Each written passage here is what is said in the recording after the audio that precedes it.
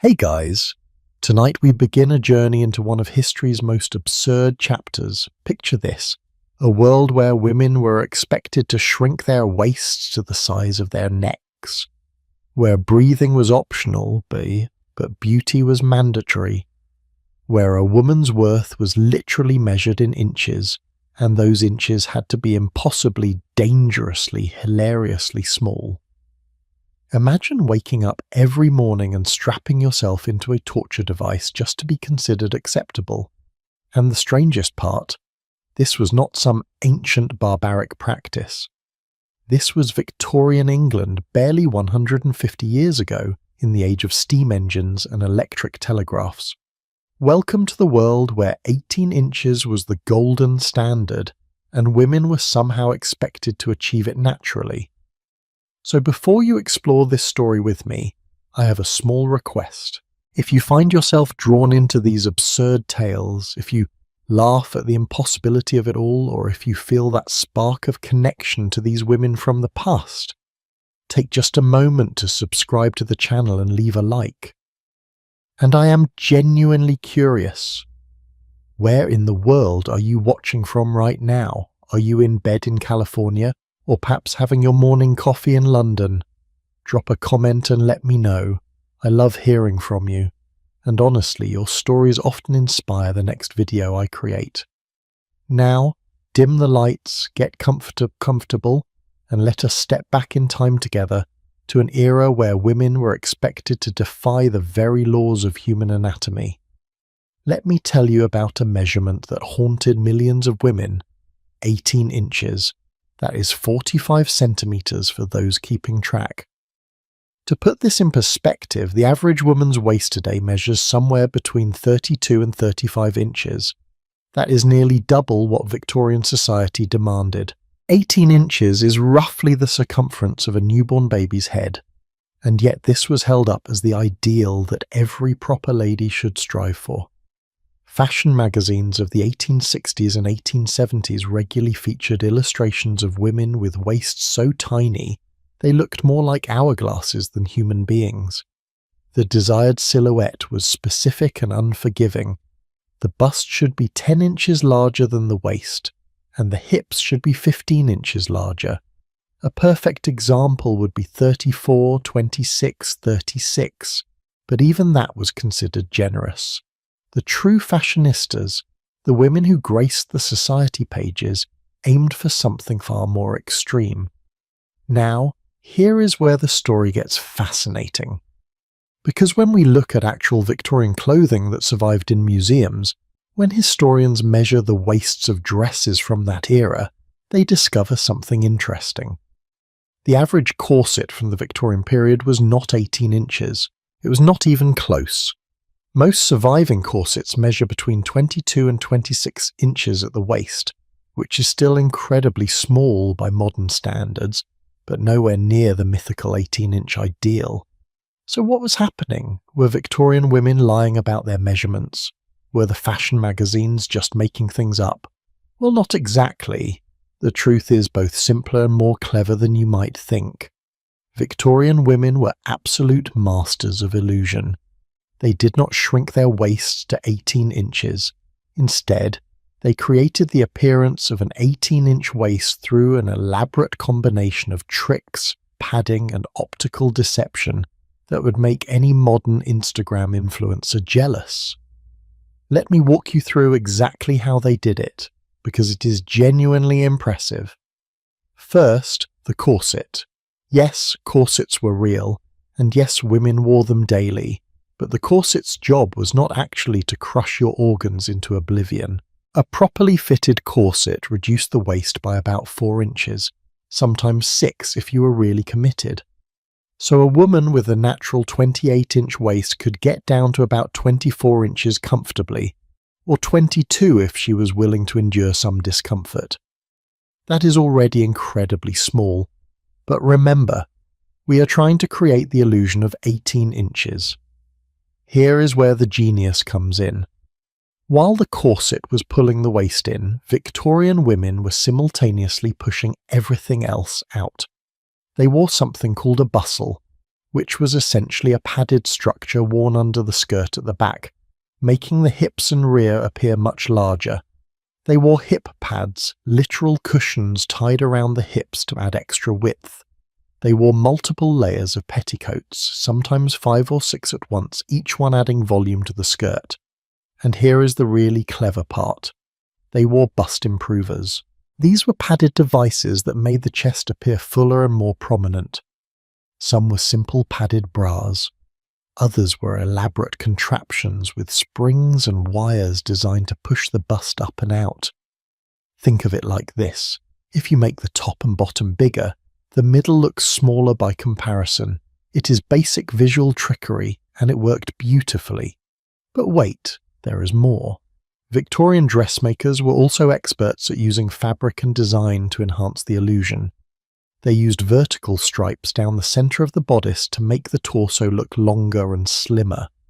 They placed horizontal lines of trim, buttons, or ruffles across the bust and hips to make those areas look wider. They used contrasting colours, putting dark fabric on the sides of the waist and light fabric everywhere else, because our eyes naturally focus on light colours and ignore dark ones. One particularly clever technique involved something called princess seams, which are curved seams that run from the shoulder to the hem, carefully shaped to create the illusion of a tiny waist even when the actual waist underneath was not that small. And then there were the photographs. Victorian photography had a dirty little secret. Photographers regularly retouched images to make waist look smaller. They would literally paint over the photograph, narrowing the waist and sometimes even removing ribs to create that perfect hourglass shape.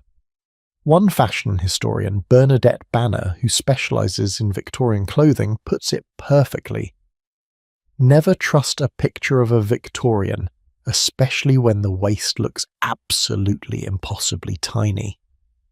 Those images we see in museums and history books, the ones that make us gasp at how small Victorian women were, many of them are as edited and filtered as any modern Instagram post. The Victorians invented the thirst trap. They just used different tools.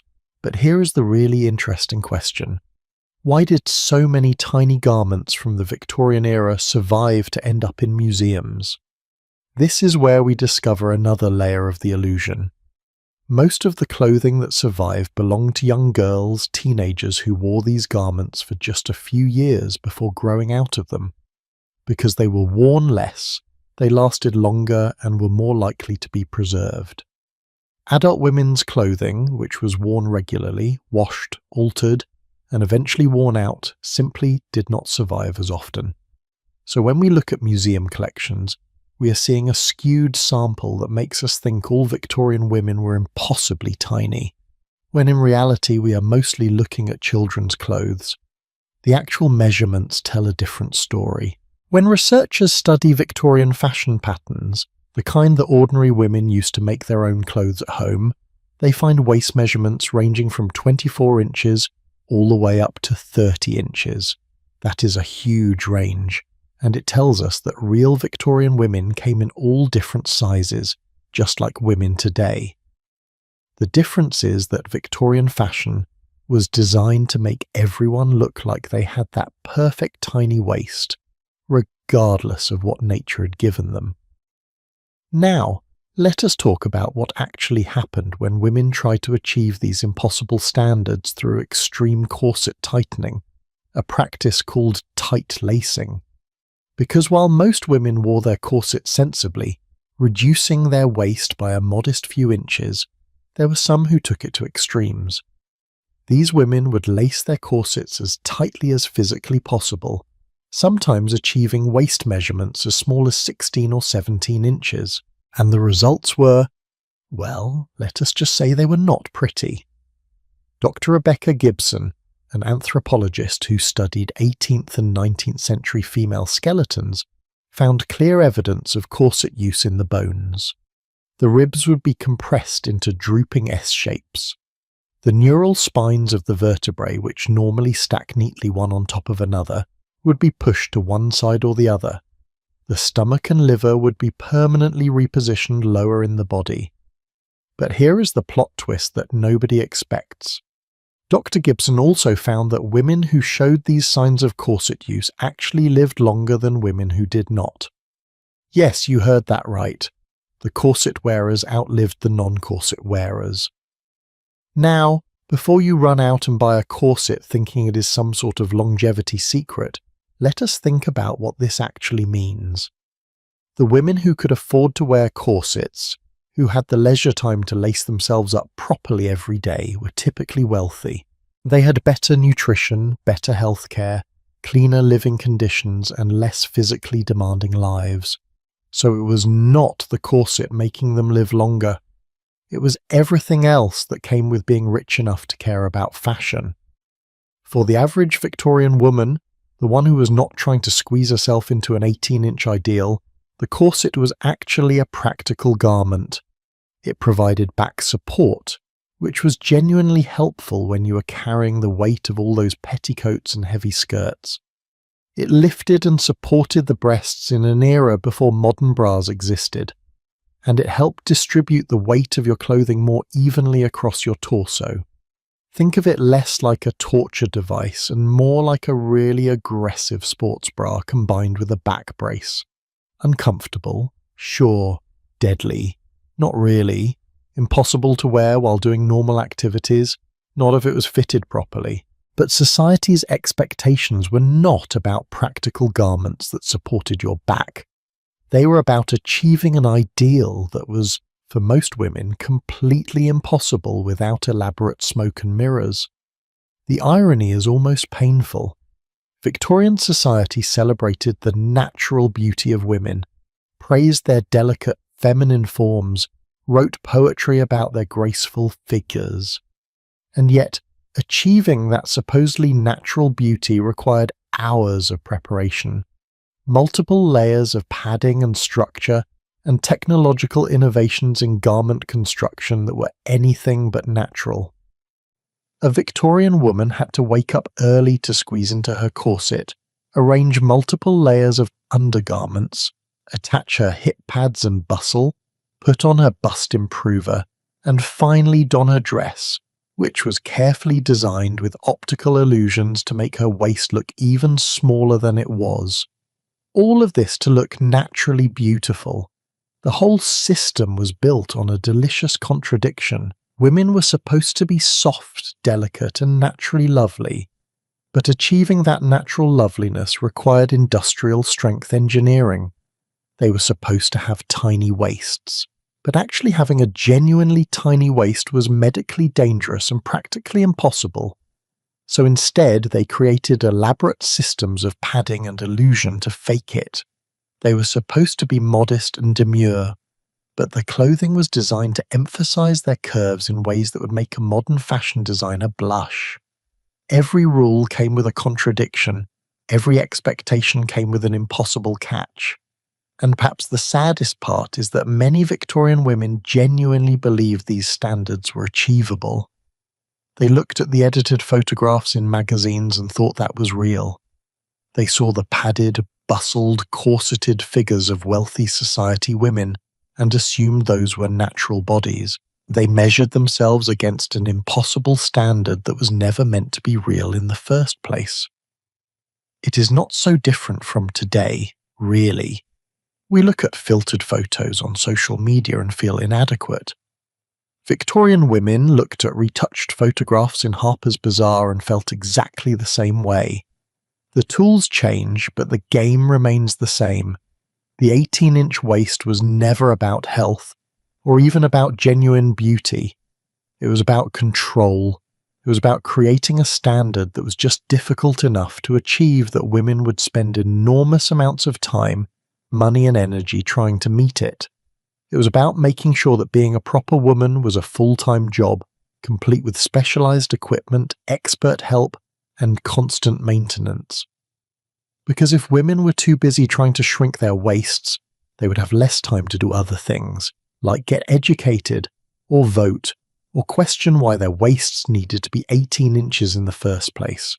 But despite all this, despite the discomfort and the absurdity and the impossible standards, Victorian women found ways to live their lives. They wore their corsets, yes, but they also went to parties, raised families, ran households, and in increasing numbers pushed back against the whole system. They created fashion reform movements, promoted healthier styles of dress, and slowly but surely began to question why they needed to torture themselves to be considered acceptable. The 18-inch waist was the beginning of the story, but it was not the end. Because once women started questioning one impossible expectation, they started questioning all the others. And there were so many others. The tiny waist was just the start, just the most visible symbol of a society that demanded the impossible from its women. Because if you think the waist expectations were absurd, wait until you hear about how women were expected to walk, or rather, how they were expected to glide through the streets like ethereal beings while wearing 20 pounds of fabric and 3 layers of petticoats, without ever appearing to exert any effort whatsoever. That is where our journey takes us next, into the bizarre world of Victorian walking etiquette, where every step was monitored, every gesture judged, and the simple act of moving from one place to another became a minefield of social rules that would make even the most graceful ballerina break a sweat. Picture a woman trying to cross a muddy Victorian street. She is wearing a dress that weighs 20 pounds. Beneath it, 5 layers of petticoats. Her corset makes deep breathing difficult, and society has just handed her a rulebook with 37 regulations about how to lift her skirt. Lift it too high? Scandalous. Lift it too low? It will drag in the filth. Use both hands? Vulgar. Use one hand? But which hand? And how many inches exactly should the hem rise above the ground? Oh, and by the way, you need to make it look completely effortless, as if you are floating rather than walking, as if the laws of physics simply do not apply to you. Welcome to Victorian walking etiquette, where the simple act of moving from point A to point B became an Olympic-level performance that required the grace of a ballet dancer, the precision of a mathematician, and the endurance of a marathon runner.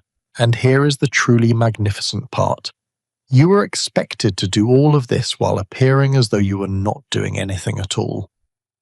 Let me start with the skirt situation, because this is where things get beautifully absurd. Thomas Hill, in his Manual of Social and Business Forms published in 1875, laid down the law with painful specificity. When crossing the street, a lady was instructed to raise her dress with her right hand only, lifting it just a little above the ankle. Not above the ankle, not at the ankle, a little above the ankle. How much is a little? The manual does not say. You are simply expected to know, to possess some innate understanding of the precise measurement that separated propriety from scandal. But wait, there is an exception. If the mud was very deep, if the street was truly treacherous, then and only then were you permitted to use both hands. However, using both hands was described as vulgar and could only be excused under extreme circumstances. Let that sink in for a moment. You are standing at the edge of a street filled with horse manure, sewage runoff, and mud deep enough to swallow your shoes. Your dress costs more than most people earn in a month, and using both hands to keep it clean is considered vulgar. You are expected to sacrifice your expensive clothing, or perhaps your balance and safety, rather than commit the unforgivable sin of being practical. Now, here is what makes this even more challenging. Victorian streets were genuinely disgusting. We are talking about an era before modern sanitation, before street cleaning services were common. Horses were the primary mode of transportation, and a single horse produces approximately 50 pounds of manure per day. In London alone, there were an estimated 300,000 horses. I will let you do that math. The streets were not just dirty, they were biohazards. Walking through a Victorian city meant navigating rivers of sewage, piles of rotting garbage, dead animals, and layers upon layers of mud that could be ankle-deep or worse. And into this toxic soup, women were expected to step with perfect grace, lifting their skirts precisely the right amount with precisely the right hand, all while maintaining perfect posture and a serene expression. The Habits of Good Society Handbook from 1859 even specified that conversations while walking on the street should be kept short, because you would not want to hold up traffic. But if you were taking a longer promenade through a garden or park, then you could engage in more extended discussions. So women had to mentally calculate, am I on a street promenade or a garden promenade? This determines whether I am allowed to have an actual conversation or just exchange pleasantries. And I need to make this calculation while also monitoring my skirt height, my posture, and the exact angle of my parasol. Oh yes, the parasol. We have not even gotten to the parasol yet. Victorian ladies carried parasols not just for sun protection, but as essential accessories for proper walking. But you could not just hold a parasol. There was a correct way to carry it, a correct angle to maintain it, and strict rules about when it should be open versus closed. The parasol was both a fashion statement and a tool for maintaining that crucial buffer of personal space that proper ladies required. But it also added another item to juggle while you were trying to navigate muddy streets in 20 pounds of fabric. Let us talk about posture, because this is where Victorian expectations truly entered the realm of physical impossibility. Women were instructed to glide, not walk. They should appear to float across the ground like ethereal beings, without any visible up and down motion. Their upper bodies should remain perfectly still as if they were balanced on a moving platform. No swinging of the arms, no bouncing in the step, no indication whatsoever that physical effort was being expended. One etiquette manual described the ideal walk as being so smooth that you could balance a book on your head without it falling. Have you ever tried to walk smoothly enough to balance a book on your head? It is genuinely difficult even in modern comfortable clothing. Now, try it in a corset that restricts your breathing and movement.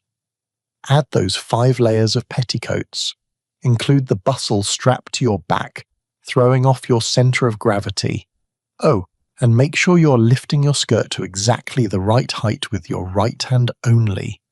And maintain your parasol at the proper angle, and keep your face serene and pleasant.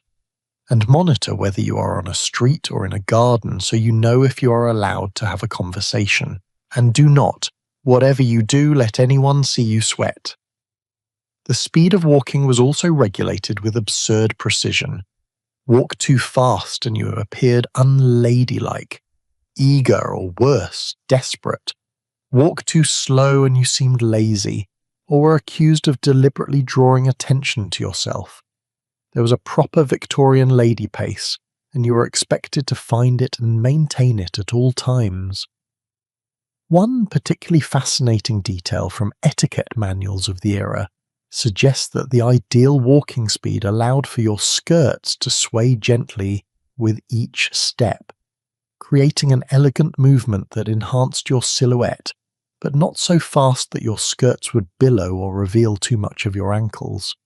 So women had to calibrate their walking speed to match the physics of their clothing. But here is where the real impossibility comes in. Victorian women were not allowed to walk alone. This is crucial to understanding just how restrictive their world was. A respectable woman, particularly if she was young and unmarried, could not simply leave her house and go for a walk by herself. She needed a chaperone. For wealthy women, this meant a servant or an older female relative. For middle-class women, it might be a sister, an aunt, or a family friend. Working-class women had slightly more freedom out of necessity, but even they faced significant social pressure to avoid walking alone, especially after dark. The chaperone system meant that spontaneous movement was essentially impossible. Want to go for a walk? First, you need to arrange for someone to accompany you. That person needs to be available, willing, and properly dressed for public appearance.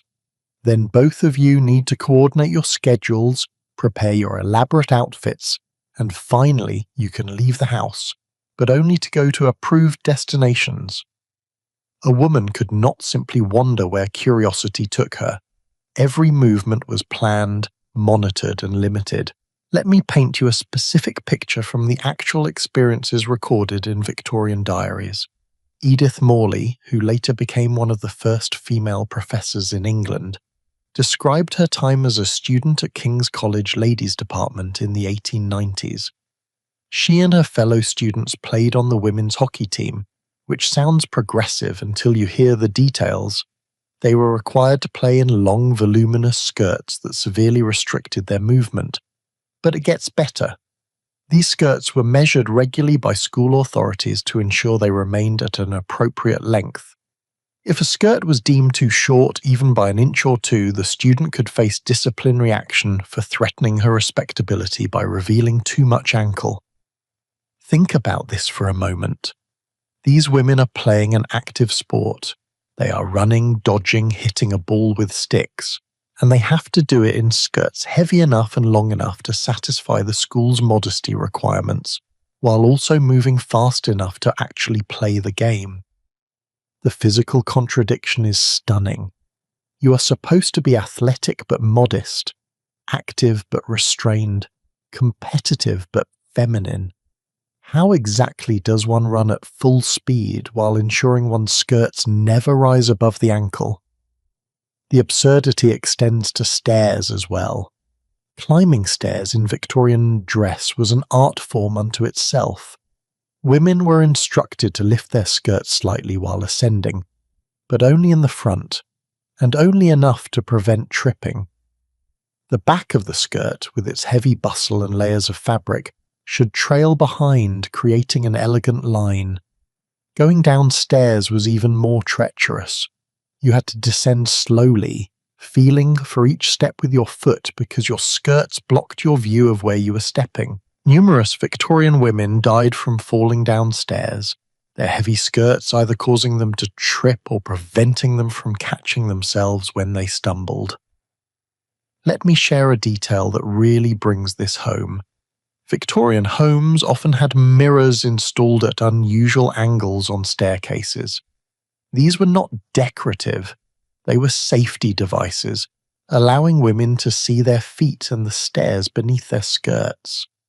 The very architecture of Victorian houses had to be modified to accommodate the impossible demands of women's fashion. That is how absurd the situation had become. It was easier to redesign buildings than to admit that maybe, just maybe, women's clothing was impractical. And through all of this, women were expected to look comfortable, relaxed, natural.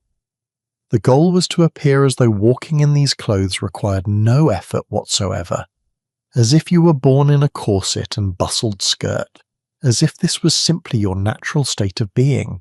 Any visible struggle, any hint of discomfort or difficulty, marked you as unsophisticated, as someone who had not been properly trained in the arts of womanhood. Here is a question that I find fascinating. How were women supposed to have any adventures? How could curiosity or spontaneity survive in a world where every movement required elaborate preparation, multiple layers of clothing and an escort? The physical restrictions of Victorian dress, combined with the social restrictions on where women could go, and with whom, created a world where women's lives happened in very small circles.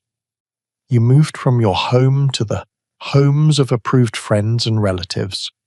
You took chaperoned walks on approved paths at approved times. You lived your entire life in a carefully controlled, heavily monitored box.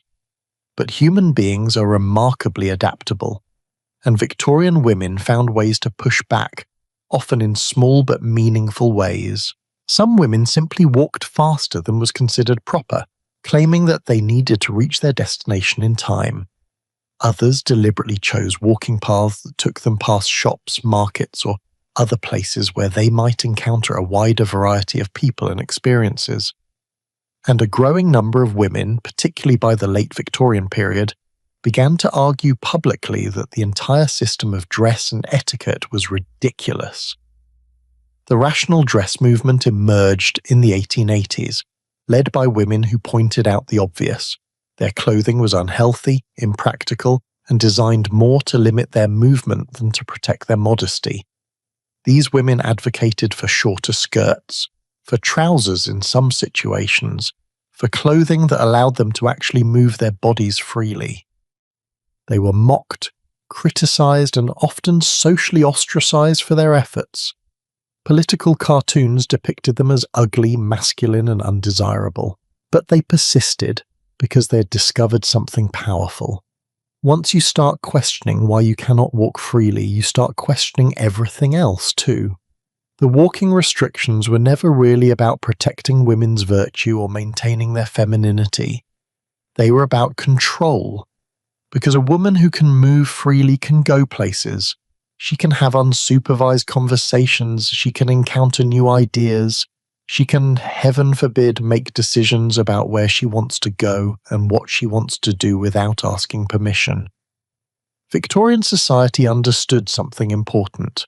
Controlling how women move through space is one of the most effective ways to control every other aspect of their lives. Think about the brilliant cruelty of it. Instead of openly saying women cannot be trusted to leave the house alone, Victorian society said, women must walk with perfect grace, maintaining impossible standards of posture and modesty. The message was the same, but the delivery made it seem like it was about refinement rather than restriction. It was about being a lady, not about being a prisoner. But the effect was identical. Women could not move freely, could not go where they wished, could not even cross a muddy street without performing a complicated choreography that required years of training to master. And yet, despite everything, women did master it. They learned to walk in 20 pounds of fabric. They learned to glide instead of step. They learned to lift their skirts with one hand while carrying a parasol with the other, while maintaining perfect posture and a serene expression. They learned to do all of this while their corsets made breathing difficult, and their shoes pinched their feet, and their hair was pinned so tightly it gave them headaches. They learned because they had no choice. The alternative was social death. The tragedy is not that Victorian women failed to meet these impossible standards. The tragedy is that so many of them succeeded, that they twisted themselves into pretzels to satisfy requirements that should never have existed in the first place. But that success came at a cost, measured in limited movement, restricted freedom, and lives lived in very small spaces. Of course, mastering the art of walking was only one piece of the puzzle, because once you had perfected your gliding, floating, ethereal movement across the ground, you then had to open your mouth. And that is where things got really complicated, because Victorian society had very, very specific ideas about what women should say, how they should say it, and more importantly, what they absolutely should never ever mention in polite company. The rules around women's speech were so elaborate, so contradictory, and so impossible to follow that they make the walking etiquette look simple by comparison. And that is exactly where we are heading next. Imagine you're at a Victorian dinner party. You have successfully navigated the muddy streets, your skirt lifted to precisely the correct height. You've glided into the drawing room with perfect posture. You are seated next to an interesting gentleman who shares your passion for literature. The conversation is flowing. You're intelligent, well-read, and you have opinions. And then you realize, with growing horror, that nearly everything you want to say is absolutely forbidden. Not illegal, mind you, just socially catastrophic. Because Victorian society had created a conversational minefield so complex that simply opening your mouth could destroy your reputation forever. The central paradox of Victorian women's speech was breathtaking in its cruelty. Women were expected to be interesting conversationalists, to keep drawing rooms lively and engaging, but they were simultaneously forbidden from discussing almost every topic that might actually make for interesting conversation. They were supposed to be intelligent enough to understand complex ideas, but not intelligent enough to form their own opinions about them. They needed to be educated, but not too educated, knowledgeable, but not knowledgeable about anything important, charming, but never clever in a way that might threaten male egos. Let us start with the fundamental rule laid out clearly in a handbook of etiquette for ladies, published in the mid-19th century. It is better to say too little than too much in company. Let your conversation be consistent with your sex and age. Read that again slowly. Better to say too little. Your conversation must be consistent with your sex. The message could not be clearer. Women were meant to speak, but only in a way that reinforced their inferior social position.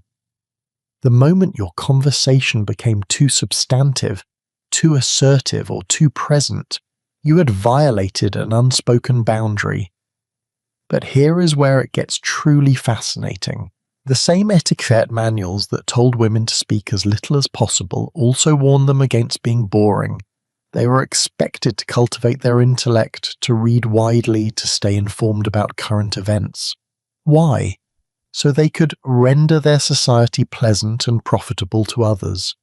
Women were supposed to be entertaining companions for men, capable of holding up their end of a conversation without ever actually dominating it or introducing ideas that might challenge their male companions.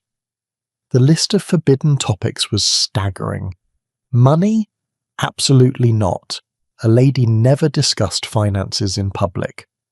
Even if her family was facing bankruptcy, even if she desperately needed to understand her own financial situation, the topic was off limits. Politics? Forbidden. Women had no vote and therefore were presumed to have no legitimate interest in political affairs. Religion? Dangerous territory. You could express gentle, conventional piety, but any serious theological discussion might make you seem unwomanly or worse, atheistic. Illness? Scandalous. Bodies were not to be mentioned in polite company, and this included any discussion of health, disease, or physical ailments. Pregnancy and childbirth were so taboo that women developed elaborate code words to discuss them.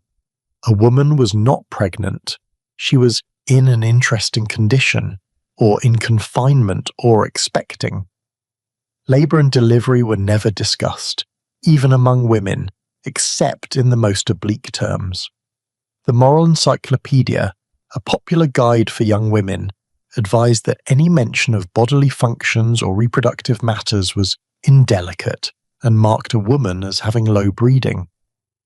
This created an almost comical situation where women, who were expected to become mothers as their highest calling, were forbidden from discussing anything related to the actual process of becoming or being a mother. Scandal and gossip occupied a strange middle ground. On paper, etiquette manuals condemned gossip harshly. A handbook of etiquette declared that nothing so degrades a woman as to talk about the degradation of another. Detraction, the manual warned, generally proves the weakness as well as meanness of the party who employs it. But in practice, gossip was the lifeblood of Victorian social life. Women could not discuss politics or money or any substantive topic, so they discussed each other. Who was courting whom, who had worn an inappropriate dress, whose family had suffered a financial setback, whose daughter had failed to secure a husband. Gossip was officially forbidden but practically essential, the only way women could exert any social power in a world that denied them formal authority. Here is a rule that perfectly encapsulates the absurdity. Women were forbidden from using double entendre in conversation. The Handbook of Etiquette states explicitly that double entendre is detestable in a woman especially when perpetrated in the presence of men. No man of taste can respect a woman who is guilty of it. Let us unpack this. First, a double entendre requires a certain level of wit and verbal dexterity. Second, it often involves understanding innuendo or subtle humour. Third, and most importantly, being told you cannot make jokes with double meanings requires that you be smart enough to understand what a double entendre is in the first place. So Victorian women were expected to be educated enough to recognise sophisticated wordplay, but forbidden from actually employing it. They had to sit quietly while men made clever jokes, understanding the humour but never participating in it. The prohibition on discussing novels is particularly revealing. The Moral Encyclopedia instructed young women to read no novels, but let your study be history, geography, biography, and other instructive books. Why were novels forbidden? Because fiction encouraged imagination. It allowed women to experience lives different from their own, to consider alternative ways of living, to empathise with characters who made unconventional choices. History, geography, and biography were safer because they dealt with established facts, with what had already happened rather than what might be possible. The Victorian establishment understood something crucial. Fiction is dangerous because it expands the boundaries of what people believe is achievable. Yet in practice, Victorian women read novels voraciously. The publishing industry of the 19th century was sustained largely by female readers. Jane Austen, the Bronte sisters, George Eliot, Elizabeth Gaskell. All of them wrote primarily for women and about women's experiences. But women had to hide this reading or downplay it in public. You might devour the latest sensation novel in private, but at a dinner party, you would claim to have spent your time with a worthy biography instead. The rules around self-reference were particularly cruel. Women were instructed to never introduce their own affairs for the amusement of company. The reasoning, as explained in etiquette manuals, was that such discussions cannot be interesting to others, and the probability is that the most patient listener is laying the foundation for some tale to make you appear ridiculous. Think about what this means. A woman could not share her own experiences, her own thoughts, or her own life without risking being mocked for it later. He was expected to be a supporting character in every conversation, never the main subject. This created an impossible situation. How do you be interesting without talking about yourself or your experiences? How do you contribute to a conversation without expressing opinions? How do you demonstrate intelligence without discussing substantive topics? The answer is that you could not. The rules were designed to be impossible to follow perfectly. They ensured that women would always be slightly off balance, never quite sure if they were saying the right thing, always aware that one wrong word could result in social censure. Voice modulation was another area of absurd specificity.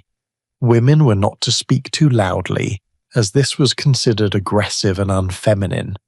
But they also could not speak too softly, as this would force others to strain to hear them, which was inconsiderate.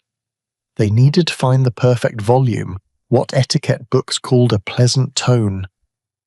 But what exactly constituted a pleasant tone? The manuals do not specify. Women were expected to intuitively understand and maintain this perfect vocal middle ground. The pace of speech was equally regulated. Talk too fast and you seem nervous, excitable, or hysterical. Talk too slowly and you are boring your companions, or, worse, trying to draw too much attention to yourself. Women were advised to match the conversational pace of the men around them, to be responsive without being dominant, to contribute without overwhelming. Here is a detail that really illuminates the double standard at work.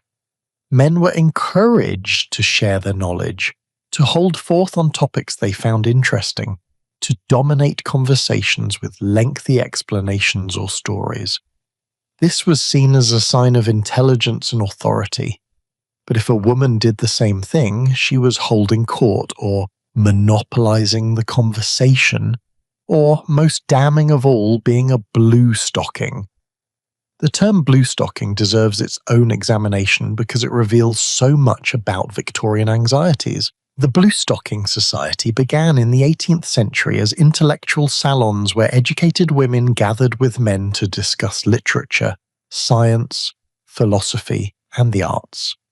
This was considered radical because it treated women as intellectual equals capable of serious thought.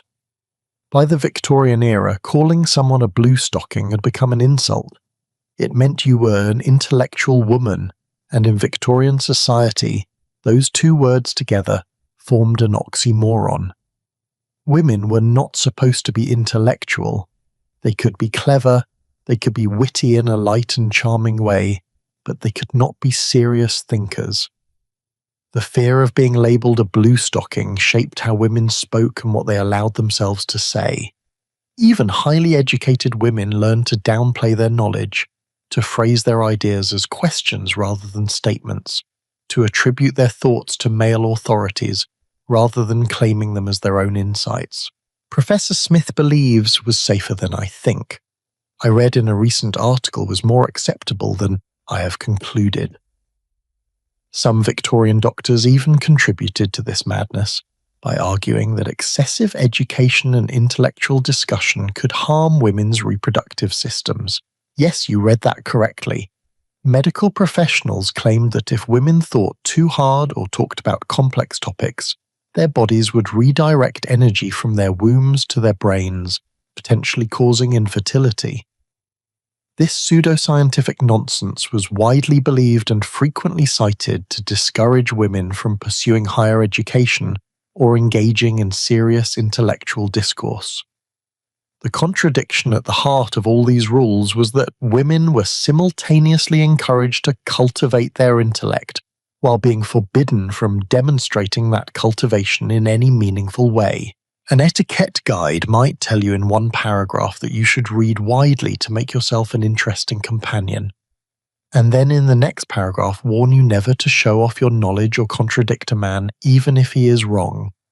You were supposed to be a well-stocked library that never allowed anyone to check out a book. Let me share a real example that brings this to life.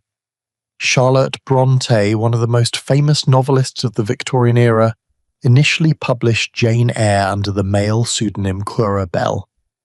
When her identity was revealed, many critics who had praised the novel suddenly changed their tune. They called it coarse and unwomanly. The same book that was brilliant when critics thought a man wrote it became scandalous when they discovered a woman was the author. The words had not changed. Only the perceived gender of the writer had changed. But that was enough to completely transform how the work was received. This happened repeatedly in Victorian publishing. Women wrote under male names or gender-neutral initials because they knew their work would be judged more harshly if readers knew they were women. George Eliot was actually Mary Ann Evans. George Sand was Amantine Lucille Aurora Dupin. They were not hiding from readers. They were hiding from prejudice, from the assumption that women could not write serious literature, from critics who would dismiss their work simply because of their sex. In everyday conversation, women developed subtle strategies to navigate these impossible rules. They learned to make statements in the form of questions. Do you not think that, perhaps, instead of, I believe that? They learned to praise men's ideas even when they were about to contradict them. What a fascinating point. Have you considered? They learned to present their own thoughts as if they had heard them elsewhere. Someone was saying the other day, these were survival strategies, ways to participate in intellectual life without being punished for it. But the psychological cost was enormous. Constantly monitoring your speech, weighing every word before you say it, calculating whether an idea is safe to express or should be kept silent. This takes a tremendous toll.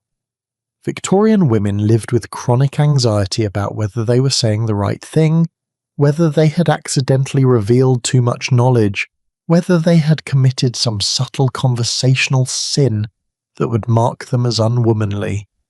And here is perhaps the saddest part.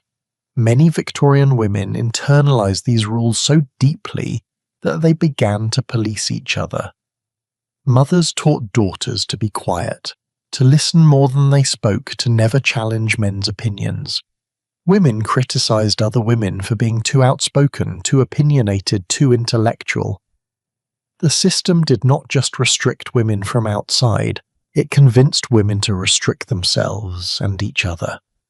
Yet despite all of this, despite the rules and the restrictions and the constant threat of social censure, Victorian women found ways to communicate. They wrote letters that said what they could not say in public. They had private conversations with other women where the rules could be bent or ignored. They wrote novels and poetry that expressed thoughts too dangerous for drawing room conversation. They found ways to be heard, even when the world was telling them to be silent. The conversational restrictions were never really about protecting sensibilities or maintaining propriety. They were about ensuring that women could not fully participate in the intellectual and political life of their society, because language is power. The ability to name things, to discuss ideas, to argue positions, this is how people shape the world around them. By restricting what women could say and how they could say it, Victorian society was restricting their ability to change anything. But you know what? Mastering the art of saying nothing while appearing to say something was only part of the challenge. Because once you had learned to walk perfectly and speak acceptably, Victorian society had another delightful surprise waiting for you. The marriage market. And this is where things shifted from merely impossible to absolutely ruthless. Because you had exactly 3 seasons, approximately 18 months, to find a suitable husband. After that, you were labelled a failure, and the social consequences were devastating. The clock was always ticking, and every ball, every tea party, every careful conversation was a high-stakes audition for the only career Victorian society would allow you to have. And that is exactly where our story goes next. The clock started ticking the moment a young woman turned 18. Not metaphorically, literally. Victorian society had established a brutal timeline for women's lives, and every unmarried woman was acutely aware of exactly where she stood on it. You had 3 seasons, 3 London social seasons running from January through June each year. That is approximately 18 months total. 18 months to meet the right man, attract his attention, secure his proposal, and get yourself safely married. Fail to accomplish this within the allotted time, and you earned yourself a label that would follow you for the rest of your life, spinster. And spinster was not just a word, it was a social death sentence. Let me explain how this system actually worked, because the mechanics of it are almost admirably cruel in their efficiency. The social season was not a casual series of parties. It was a highly organised marriage marketplace with rules as strict as any stock exchange. Young women would be formally brought out into society through a carefully orchestrated series of events. For upper-class families, this meant presentation at court, being formally introduced to Queen Victoria herself. For middle-class families, it meant a series of carefully chosen balls, dinners, and afternoon teas designed to maximize exposure to eligible men. The presentation at court was its own elaborate ritual. Young women wore specific white dresses with enormous trains and white ostrich feathers in their hair. They learned to curtsy in a precise way, bending their knees while keeping their backs perfectly straight. They practiced for months because you had exactly one chance to make a good impression. Any mistake, any stumble, any social misstep during your presentation could taint your reputation before your first season had even properly begun. Can you imagine the pressure? You are 18 years old, wearing a dress you can barely walk in, about to curtsy before the most powerful woman in the British Empire, knowing that your entire future depends on not tripping over your own feet. Once you were officially out in society, the real work began, and make no mistake, it was work. A young woman's daily schedule during the season would exhaust a modern marathon runner. Mornings were for fittings with the dressmaker, because you needed multiple new gowns for the endless parade of events. Afternoons were for at-homes and calling, the ritual of visiting and being visited by other families. You had to be dressed, coiffed, and ready to receive guests between 3 and 5 o'clock every afternoon, because that was when society made its rounds. Evenings were for balls, which often did not end until 3 or 4 in the morning. Then you would wake up and do it all again the next day. The expenses were staggering. A single season could cost a middle-class family the equivalent of a year's income. New dresses for every event, shoes, gloves, accessories, hairdressers, coaches to transport you between venues. Many families went into debt to fund their daughters' seasons, betting everything on the hope that she would secure a good marriage that would repay the investment. And if she did not, well, the family was both broke and stuck with an unmarried daughter who had now missed her best chance. Here is where the mathematics becomes truly grim. The census of 1851 revealed that England had 500,000 more women than men, 500,000 women. That is 500,000 women who by pure arithmetic could never marry even if they desperately wanted to. There simply were not enough men to go around. But Victorian society operated as if this demographic reality did not exist. It continued to insist that marriage was every woman's destiny, that a woman's worth was determined by her ability to secure a husband, and that any woman who remained unmarried was a failure who had somehow not tried hard enough. The competition was vicious precisely because everyone knew the odds. You were not just competing against the other young women in your immediate social circle. You were competing against every eligible woman in your class across the entire country. Every ball was a battlefield. Every conversation was an audition. Every smile, every witty comment, every carefully practiced piano performance was a calculated move in a game where the stakes were your entire future. And men knew this. Eligible bachelors, particularly those with titles or substantial incomes, understood that they held all the power in this market. They could take their time, be selective, play the field season after season without any social penalty. A 35-year-old unmarried man was considered a catch, someone who was simply being discerning. A 25-year-old unmarried woman was already starting to be whispered about. What was wrong with her? Was she too plain, too poor, too opinionated? The fact that she might simply not have met anyone she liked was never considered a valid explanation. The courting rules were designed to maximize male power while minimizing female agency. A woman could not indicate interest in a man. That would be forward, unseemly, desperate. She had to wait for him to approach her. But she also could not appear too aloof or disinterested, because then he might move on to someone more encouraging. She had to thread an impossible needle, being receptive without being eager, interested without being invested, available without being desperate. Let me paint you a picture of what courtship actually looked like. A gentleman who was interested in a young lady would first need to be properly introduced to her, either by a mutual acquaintance or at a formal event. He could not simply walk up and start talking to her. Once introduced, he could ask permission to call on her at her family's home. These calls happened during specific calling hours, usually between 2 and 5 in the afternoon. The gentleman would arrive, be shown into the drawing room by a butler or servant, and would then visit with the young lady while a chaperone sat in the room with them. The chaperone was not a formality. She was a constant, unwavering presence. Young people were never, under any circumstances, allowed to be alone together before engagement. The fear of impropriety was so intense that even a few moments of privacy could ruin a woman's reputation. There are recorded cases of engagements being forced because a man and woman were accidentally found alone in a room together, even if they had done nothing wrong. The mere possibility of impropriety was enough to destroy a woman's marriage prospects, so her family had to insist on the marriage to salvage her reputation. These chaperoned visits were exquisitely awkward.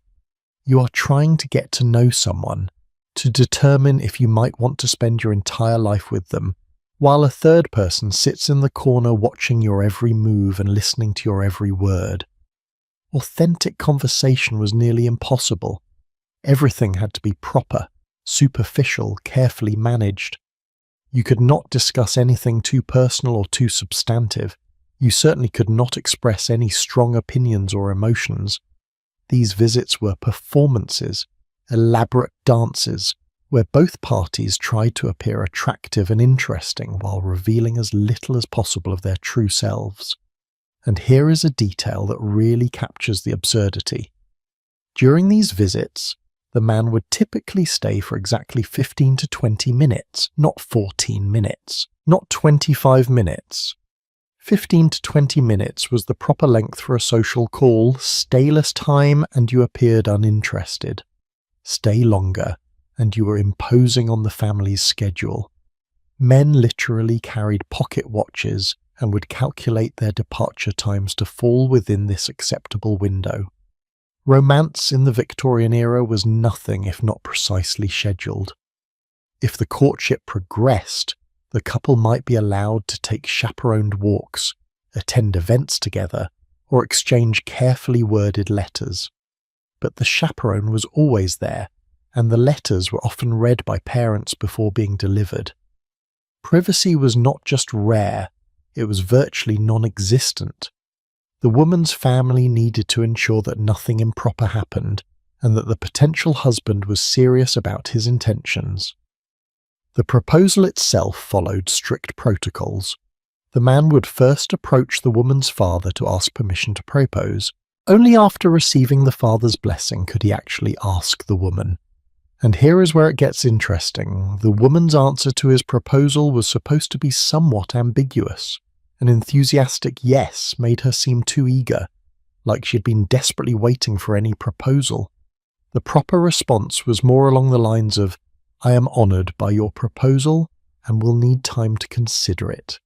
Even if she had been hoping for this proposal for months, she was supposed to consult with her parents, demonstrate proper reflection, and then accept after a suitable interval had passed. Once engaged, the couple could enjoy slightly more freedom, though they were still chaperoned in most situations. The engagement period was typically short, often just a few months, because lengthy engagements were considered improper. They suggested either financial difficulty or wavering commitment. The wedding would be planned, usually an elaborate affair for those who could afford it, and then the woman would transition from daughter to wife, from her father's property to her husband's. But let us return to that 3-season deadline, because this is where the human cost of the system becomes clear. What happened to women who did not succeed? What happened after 3 seasons passed without a proposal? First, there was the social stigma.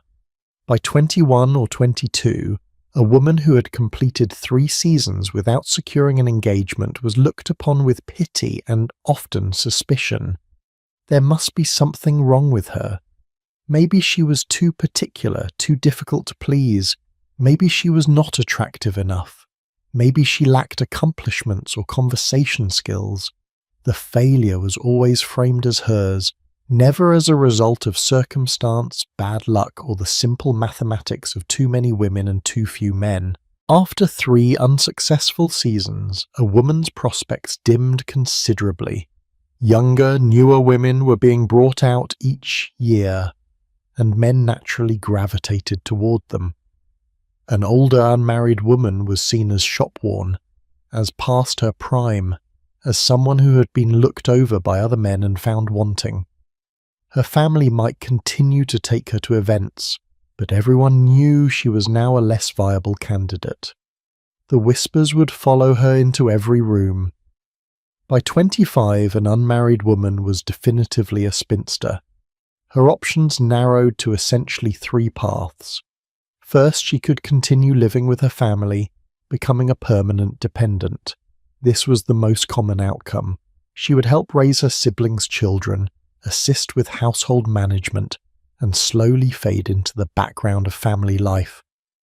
She had no independent income, no property of her own, and no real power within the household. She existed at the mercy of her family's goodwill. Second, she could try to find work, though the options were severely limited. Governess was the most common profession for educated unmarried women, but it was poorly paid and socially awkward. Governesses occupied a strange limbo, neither family nor servant, expected to be genteel but treated as hired help. Many governesses described it as a lonely, degrading existence. Teaching in a small school was another option, but it paid even less and offered no security. If you lost your position, you had no safety net. Third, and this was whispered about more than openly discussed, she could become a companion to a wealthier woman, essentially a paid friend. Companions lived with their employers, travelled with them, read to them, and kept them company. It was marginally more respectable than being a servant, but it still meant a life of dependence and subservience. The psychological impact of the three-season system was crushing. Imagine living your late teens and early 20s with the constant awareness that you are on a timer. Every ball you attend, this might be your last chance. Every eligible man you meet, you have to assess. Is he good enough? Can I attract him? Do I have time to be selective, or should I settle? The pressure turned what should have been an exciting time of life into a prolonged anxiety attack, and it created a toxic dynamic among women. Instead of supporting each other, women became competitors. Your best friend was also your rival. Every other young woman at a ball was someone who might catch the attention of a man you had your eye on. Mothers coached their daughters in strategies for undermining competitors, for making other women look less attractive or accomplished by comparison. The system turned women against each other, which was probably part of its purpose. Women who were competing with each other could not unite to question the system itself. Some women internalized the failure so deeply that it defined the rest of their lives. Victorian literature is full of bitter spinster characters, women who had been warped by their inability to marry, who became jealous of younger women, who nursed grudges against the world that had rejected them. While these were stereotypes, they reflected a real phenomenon. Some women who failed to marry within the designated time frame did become bitter, and who could blame them? They had been told their entire lives that marriage was the only path to fulfillment, that their worth as human beings depended on securing a husband, and then the system had denied them that option while blaming them for the failure. But here is what makes the three-season deadline even more absurd. It was largely arbitrary. There was no biological reason why a woman could not marry at 25 or 30. The insistence on marrying young was about control, about ensuring that women remained dependent and inexperienced. A very young bride was easier to mold, easier to control, more likely to accept her husband's authority without question. An older woman might have developed opinions, preferences, a sense of self. She might be harder to manage. So society insisted on early marriage not because it was better for women, but because it was more convenient for men. And yet, despite all of this, despite the brutal timeline and the impossible pressure and the social death of spinsterhood, some women chose not to marry. They looked at the options available to them, at the men they were expected to consider, at the life of dependence and subservience that marriage entailed, and they said no. These women paid a heavy price for their choice. They faced social stigma, financial insecurity, and the constant judgment of a society that could not comprehend why any woman would turn down the only path deemed acceptable. But they also gained something precious: autonomy. An unmarried woman, however stigmatized, was not legally erased by marriage. She could own property once the Married Women's Property Acts began to be passed. She could make her own decisions, however limited her options. She could pursue interests that a husband might have forbidden. Some of the most accomplished Victorian women were unmarried precisely because marriage would have ended their ability to work, to create, to contribute to the world in meaningful ways. The three-season system, like all of Victorian society's impossible expectations, was never really about helping women. It was about processing them efficiently, sorting them into acceptable categories, ensuring that they fulfilled their designated role without questioning whether that role made any sense. It was about creating a sense of urgency and desperation that prevented women from being too selective, too demanding, too aware of their own worth. And it worked, for a time. Victorian women did marry within the deadline, did accept proposals from men they barely knew, did shape their entire lives around securing and maintaining a husband's approval. But the system also created cracks, moments of resistance, women who asked dangerous questions. If I only have 3 seasons to find a husband and there are not enough husbands to go around, whose fault is it really when I fail? If marriage is supposed to be my highest calling, why does it feel like a trap? If I am supposed to be grateful for any man who will have me, does that mean I have no value beyond my ability to attract male attention? These questions were dangerous because they led to other questions, and those questions eventually led to demands for change. But we are getting ahead of ourselves, because before we can talk about how women began to push back against these impossible expectations, we need to understand just how deep they went. The marriage deadline was just one piece of a much larger puzzle. Because once you were married, once you had successfully navigated the 3-season gauntlet and secured a husband, Victorian society had a whole new set of impossible expectations waiting for you. And these expectations came disguised as accomplishments, as skills that every proper lady should possess. But they were really just another way to keep women busy, to keep them competing with each other, to ensure they had no time or energy left to question the fundamental unfairness of it all. And that is exactly where we turn next. There is a peculiar Victorian phrase that appears repeatedly in letters, diaries, and etiquette manuals. A young lady of accomplishments. At first glance, it sounds admirable, even empowering. Surely having accomplishments is a good thing, right? But here is what that phrase actually meant in practice. A Victorian woman's accomplishments were not achievements in any meaningful sense. They were a specific set of decorative skills, learned not for personal fulfillment or intellectual growth, but purely to make her more marketable to potential husbands. They were the human equivalent of adding features to a product before putting it on the shelf. The list of required accomplishments was remarkably specific and incredibly demanding. Every proper young lady was expected to be proficient in piano or harp, preferably both. She needed to speak French fluently enough to hold basic conversations. She had to produce beautiful embroidery and needlework, creating intricate designs that demonstrated patience and delicate hand-eye coordination. Drawing and watercolor painting were essential, particularly the ability to copy botanical illustrations or picturesque landscapes.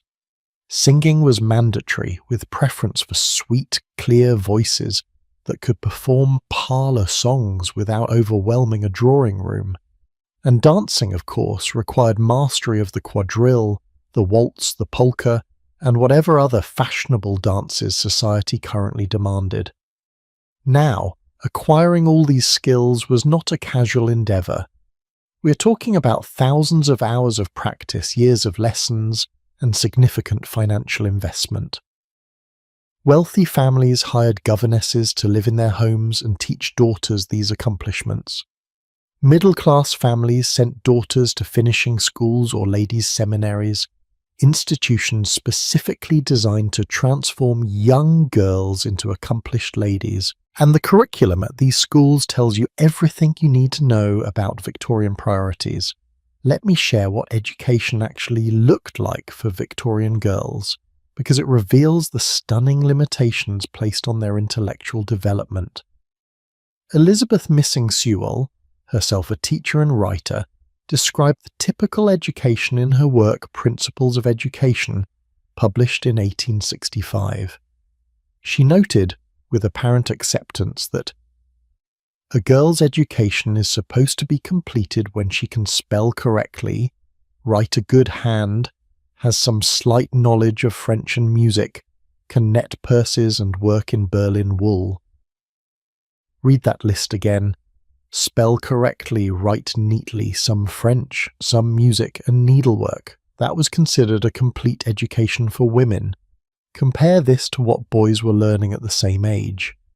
Boys from similar social classes were studying Latin and Greek, mathematics and sciences, history and philosophy, rhetoric and logic. They were being prepared for university, for professions, for participation in public life. Girls were learning to net purses. The disparity was not accidental, it was deliberate. Victorian society had decided that women did not need substantial education because they would not be doing anything that required it.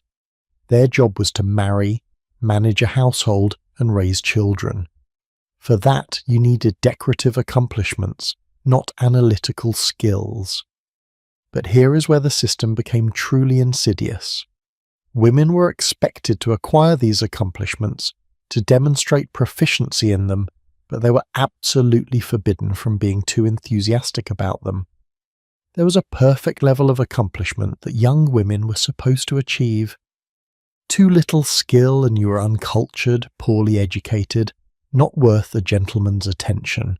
Too much skill and you were that dreaded creature, the blue-stocking, the intellectual woman who threatened male superiority simply by being good at something. The piano is the perfect example of this impossible balance. Every proper young lady learned piano. She practiced for hours daily, often starting from childhood. By the time she reached marriageable age, she was expected to be able to perform competently at social gatherings. Playing the piano at parties was not optional entertainment. It was a required demonstration of your value as a potential wife. Men would literally evaluate women based on their piano performances, judging their finger dexterity, their musical sensitivity, their ability to learn complex pieces. But if you were too good at piano, if you showed genuine passion for music or aspired to perform professionally, you crossed an invisible line. Professional musicians were not considered proper ladies. Women who pursued music seriously, who wanted to compose or perform publicly, were seen as eccentric at best and scandalous at worst. Your piano skills had to exist in a narrow band. Good enough to impress, not so good that you seemed to care too much about it. The same applied to every other accomplishment. Speak French well enough to demonstrate education, but not so fluently that you seem to have spent too much time on it. Create beautiful embroidery, but never suggest that you might want to sell your work or pursue needlework professionally. Paint lovely watercolours, but do not aspire to exhibit them in galleries or study techniques seriously. Every skill had to remain firmly in the realm of the amateur, the hobbyist, the lady who dabbles but never commits. And here is a detail that really captures Victorian anxieties about educated women. Medical professionals in the Victorian era actually claimed that too much education could make women infertile. Yes, doctors and scientists argued seriously that if women spent too much time studying or thinking deeply, their bodies would redirect energy from their reproductive organs to their brains, potentially damaging their ability to have children. This pseudoscientific nonsense was widely believed and frequently cited as a reason to limit women's education. The argument went something like this. Women have limited vital energy. If they expend too much of that energy on intellectual pursuits, there will not be enough left for their primary biological function, which is reproduction. Therefore, allowing women to become too educated was not just unnecessary. It was dangerous to the future of the race. This was not some fringe theory. It appeared in respected medical journals and was taught at universities. It provided a supposedly scientific justification for keeping women's education superficial and ornamental.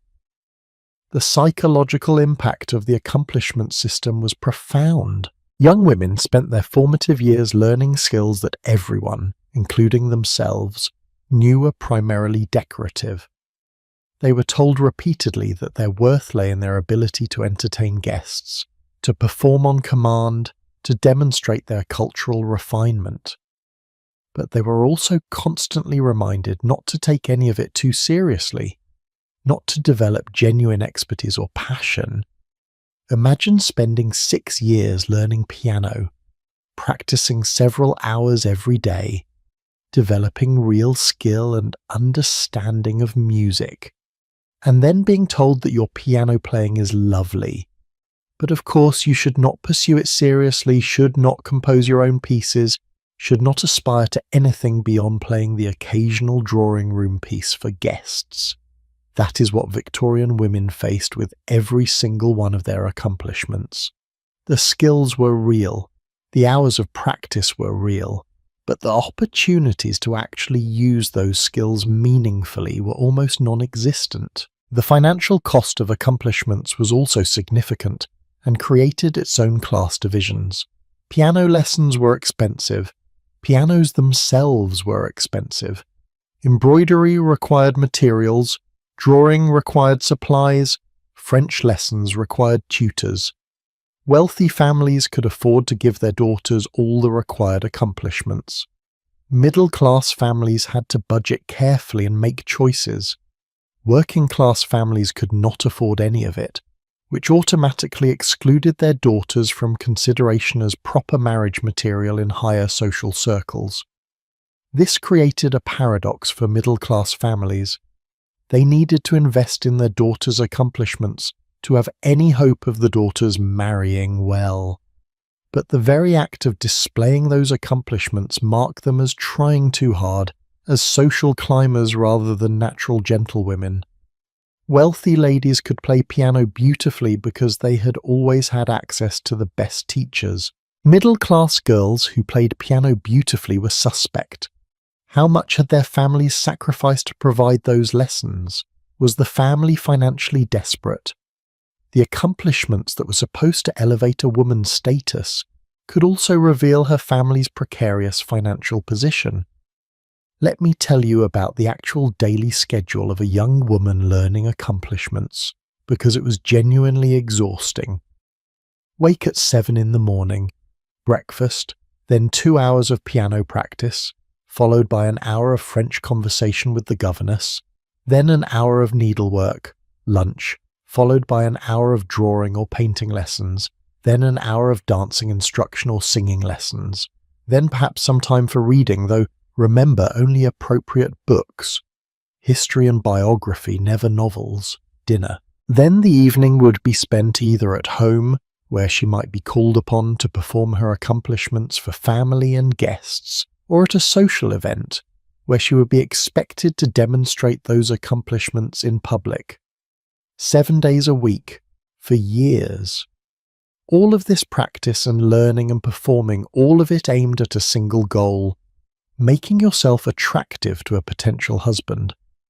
And the most maddening part, men were not evaluated by the same standards. A man did not need accomplishments to be considered marriageable. He needed money, or prospects of money, or a title, or at least respectable employment. But he did not need to play piano or speak French or create beautiful embroidery. Those were lady things, decorative feminine pursuits that no serious man would waste his time on. The drawing room performance was perhaps the ultimate demonstration of the accomplishment system in action. After dinner at a Victorian gathering, the ladies would retire to the drawing room and young women would be asked to perform. Play a piece on the piano, sing a song, perhaps recite some poetry. These were not optional requests. When a hostess or an elder guest asked you to perform, you performed. Refusing was unthinkably rude, but your performance was being judged by everyone in the room. Play too simply and you revealed lack of practice or skill.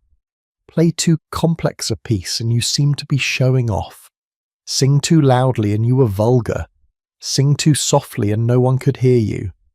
Your posture at the piano was observed. Your expression while performing was noted. Whether you seemed to be enjoying yourself too much or not enjoying it at all, every element was scrutinized and would later be discussed among the guests. Did you hear Miss Thompson play? Such heavy hands on the keys. Miss Richardson sang rather boldly, I thought. Perhaps too bold for a young lady. And through it all, you were expected to appear effortlessly graceful. The hours of practice should be invisible. You should perform as though it required no effort, as though beautiful music simply flowed from your fingers by virtue of your natural feminine grace. Any visible concentration, any hint of the work involved, marked you as less than perfectly accomplished.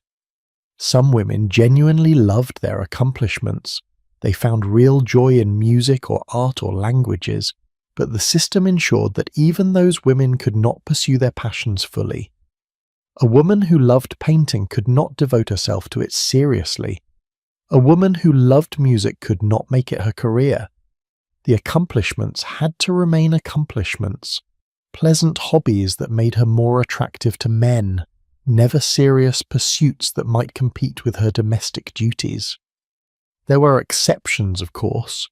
Some Victorian women did become professional artists, writers, or musicians, but they paid for it. They were considered eccentric, unwomanly, often scandalous.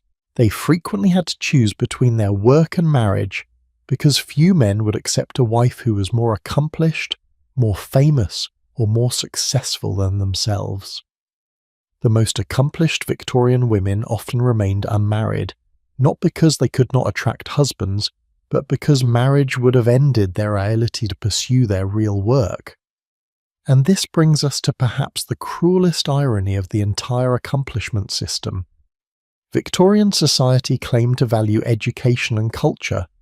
It celebrated artistic achievement and intellectual refinement, but it systematically prevented half the population from developing their talents beyond a superficial level. How much music was never composed because women who could have been composers were told to play drawing room pieces instead? How many scientific discoveries were never made because women who could have been researchers were taught to net purses? How many novels were never written, inventions never created, ideas never developed, because the women who might have produced them were too busy learning accomplishments designed solely to attract husbands? The accomplishment system was not about education at all. It was about control dressed up as refinement. It gave women just enough learning to make them interesting companions for educated men, but not enough to challenge male intellectual superiority. It kept them busy during their teenage years and early 20s, focused on perfecting skills that had no real-world application beyond the marriage market. It ensured that their sense of self-worth remained tied to external validation, to performing for others, to being judged and evaluated, found either acceptable or lacking. But here is what makes the accomplishments arms race particularly fascinating as a historical phenomenon.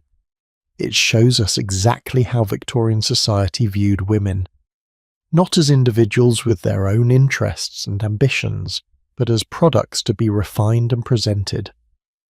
The accomplishments were features, selling points, ways to differentiate one young woman from another in a crowded marketplace. This one plays piano and harp. That one speaks 3 languages. This one produces the most exquisite embroidery. And women trapped in this system had no choice but to participate. Not learning accomplishments was not an option if you wanted to marry. And marriage was not optional if you wanted any kind of security or social position. So girls practiced piano until their fingers ached. They memorized French vocabulary. They ruined their eyesight with needlework. They learned to dance and sing and paint and converse and perform on command. Because the alternative was spinsterhood, poverty, and social death. Yet even in this impossible situation, some women found ways to subvert the system. They used their accomplishments as cover for more serious learning. A woman studying French could also read French philosophy. A woman practicing piano could also study music theory and composition, even if she could never publish under her own name. The accomplishments meant to limit women sometimes became tools for expanding their intellectual horizons in small secret ways. But these small rebellions could not change the fundamental nature of the system, and the accomplishments were just the surface level of Victorian expectations for women. Because beneath the piano lessons and the needlework and the French conversation lay something far more fundamental and far more troubling, the complete legal erasure of women's existence. The moment a Victorian woman married, she ceased to exist as a legal person. Everything she owned, everything she earned, even her own children, became the property of her husband. And that legal reality shaped every other aspect of Victorian women's lives. It is the foundation upon which all these other impossible expectations were built. And understanding it is essential to understanding just how trapped Victorian women really were. That is where we need to go next. Here is a thought experiment for you. Imagine that on your wedding day you cease to exist as a legal person. Your name disappears from all official documents. Your bank accounts become someone else's property. Your paycheck, if you have one, goes directly to your spouse. Any inheritance you receive belongs to them. If you own a house, it is no longer yours. If you write a book and it becomes a bestseller, the royalties are not yours to keep. Even the clothes on your back are technically not your property anymore. You have vanished, legally speaking, absorbed into another person's identity like a drop of water disappearing into the ocean. This was not a hypothetical scenario for Victorian women. This was the law. It had a name, coverture, and it was one of the most elegant pieces of legal oppression ever devised because it accomplished something remarkable. It made women disappear without actually making them disappear. They were still there, still working, still managing households, still raising children, but legally, officially, they did not exist as separate human beings with rights and property. The legal scholar William Blackstone explained the doctrine of coverture in his Commentaries on the Laws of England, and his explanation is worth quoting in full because it captures the breathtaking scope of what marriage did to women. He wrote, "By marriage, the husband and wife are one person in law. That is, the very being or legal existence of the woman is suspended during the marriage, or at least is incorporated and consolidated into that of the husband, under whose wing, protection, and cover she performs everything." Read those words carefully. The very being or legal existence of the woman is suspended. Not limited, not restricted, suspended, as in paused, put on hold, temporarily erased. And this erasure was presented as protection, as something being done for women's benefit. The husband's wing, protection, and cover sounds almost romantic until you realize what it actually meant in practice. What it meant was that a married woman could not own property in her own name. Any property she brought into the marriage became her husband's property the moment they married. If she inherited money from her parents after marriage, it went to her husband. If she was a successful businesswoman before marriage, her business became her husband's business. The wedding ceremony was not just a romantic union, it was a complete transfer of assets, a legal transaction in which the woman handed over everything she owned to her husband and received nothing in return except his protection. Let me give you a concrete example of how this worked in practice. A woman named Caroline Norton became famous in Victorian England, not for her considerable literary talent, though she was a successful writer, but for what happened to her in her marriage. Caroline married George Norton in 1827. The marriage was unhappy. George was controlling, possibly abusive, and certainly financially irresponsible, but Caroline was trapped because divorce was nearly impossible to obtain and socially catastrophic for women. Caroline began writing to support herself and her children. She wrote novels, poetry, political pamphlets.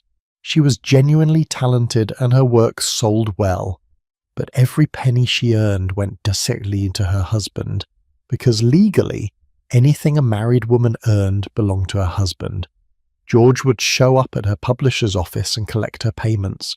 He had the legal right to do so. Caroline could not stop him. She could not open her own bank account. She could not keep her own earnings. She worked, and he benefited. When Caroline finally left George due to his treatment of her, he retaliated in the cruelest way possible. He took their children, not because he particularly wanted them, but because he could. Under English law, children belonged to their father. A mother had no legal custody rights whatsoever. George refused to let Caroline see her children. When one of them, their youngest son, became ill, George would not allow Caroline to visit him. The child died without his mother present. Caroline had no legal recourse. The children were George's property, just as Caroline herself had been his property. This tragedy led Caroline to campaign for changes in custody laws, and eventually in 1839, Parliament passed the Custody of Infants Act, which gave mothers some limited custody rights. But the broader property issues remained unchanged. Women still could not own property in their own names. They still had no rights to their own earnings. They were still legally erased by marriage. The Married Women's Property Act of 1870 was the first significant change. It allowed women to keep their own earnings, up to a point, but it was limited and difficult to enforce. The more comprehensive Married Women's Property Act of 1882 finally gave married women the right to own and control property in their own names. But think about those dates for a moment. 1882. That means for the vast majority of the Victorian era, married women had no property rights at all. And even after 1882, the social attitude that had justified coverture did not disappear overnight. The psychological impact of this legal erasure is hard to overstate. Imagine spending your entire childhood and adolescence as a person with rights, limited though they were. You could inherit property, you could make contracts, you had a legal identity, and then you got married and suddenly you ceased to exist as a separate legal entity. Everything you thought was yours was no longer yours. Every decision about your life could be overruled by your husband. You had become a legal child again, except without even the protections that actual children enjoyed. This created a bizarre situation where women were simultaneously responsible for enormous tasks and completely powerless to make decisions about those tasks. A Victorian wife was expected to manage the household. This was not a small job.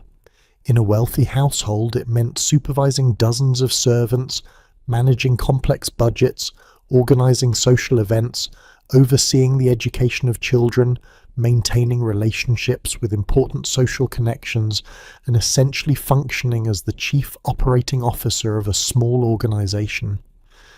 In middle-class households, women did much of this work themselves, with perhaps one or two servants to help.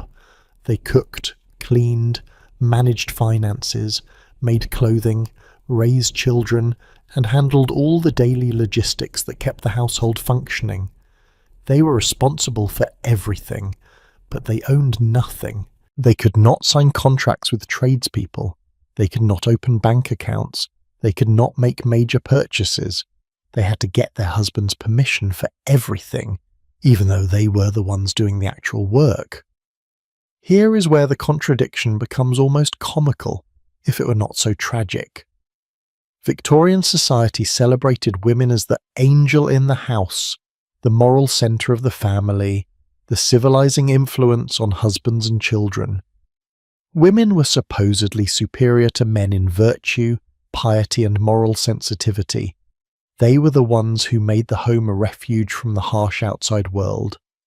But this morally superior, virtuous, civilizing angel could not be trusted to own property or make legal decisions. The very society that idealized women simultaneously declared them incompetent to manage their own affairs.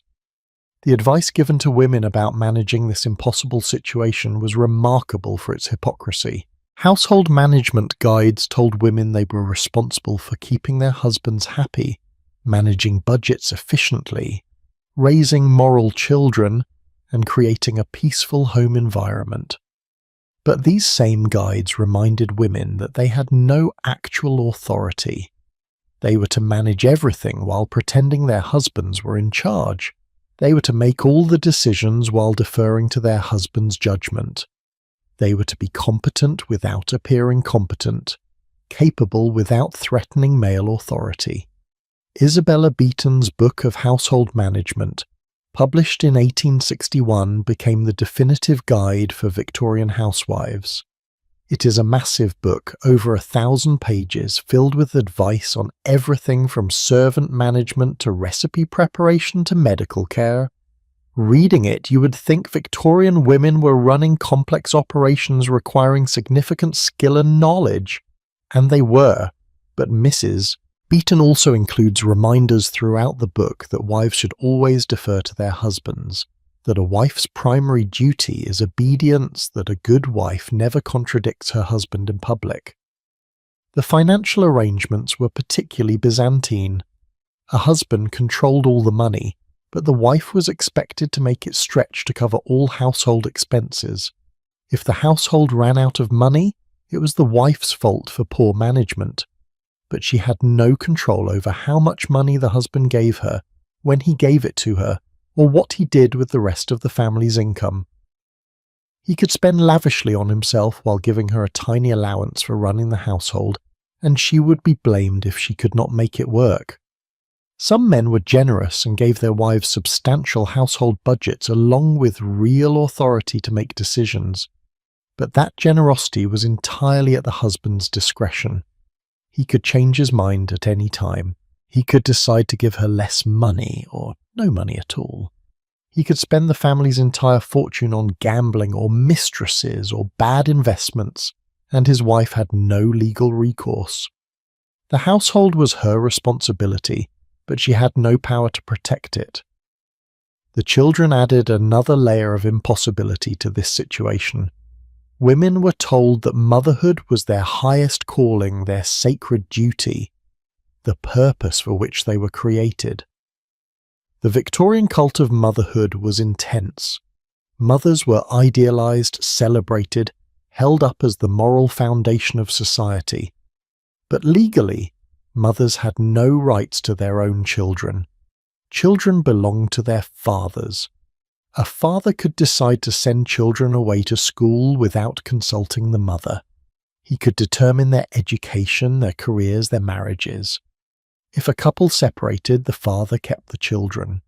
The mother, no matter how devoted or competent, had no legal claim to them. This meant that women poured their lives into raising children who were not legally theirs. They nursed them through illnesses, taught them their first words, shaped their characters and values, and loved them with everything they had. But at any moment those children could be taken away, and there was nothing they could do about it.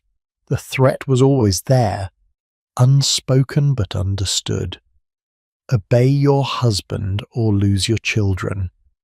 Some Victorian men understood the injustice of this system and voluntarily gave their wives more autonomy.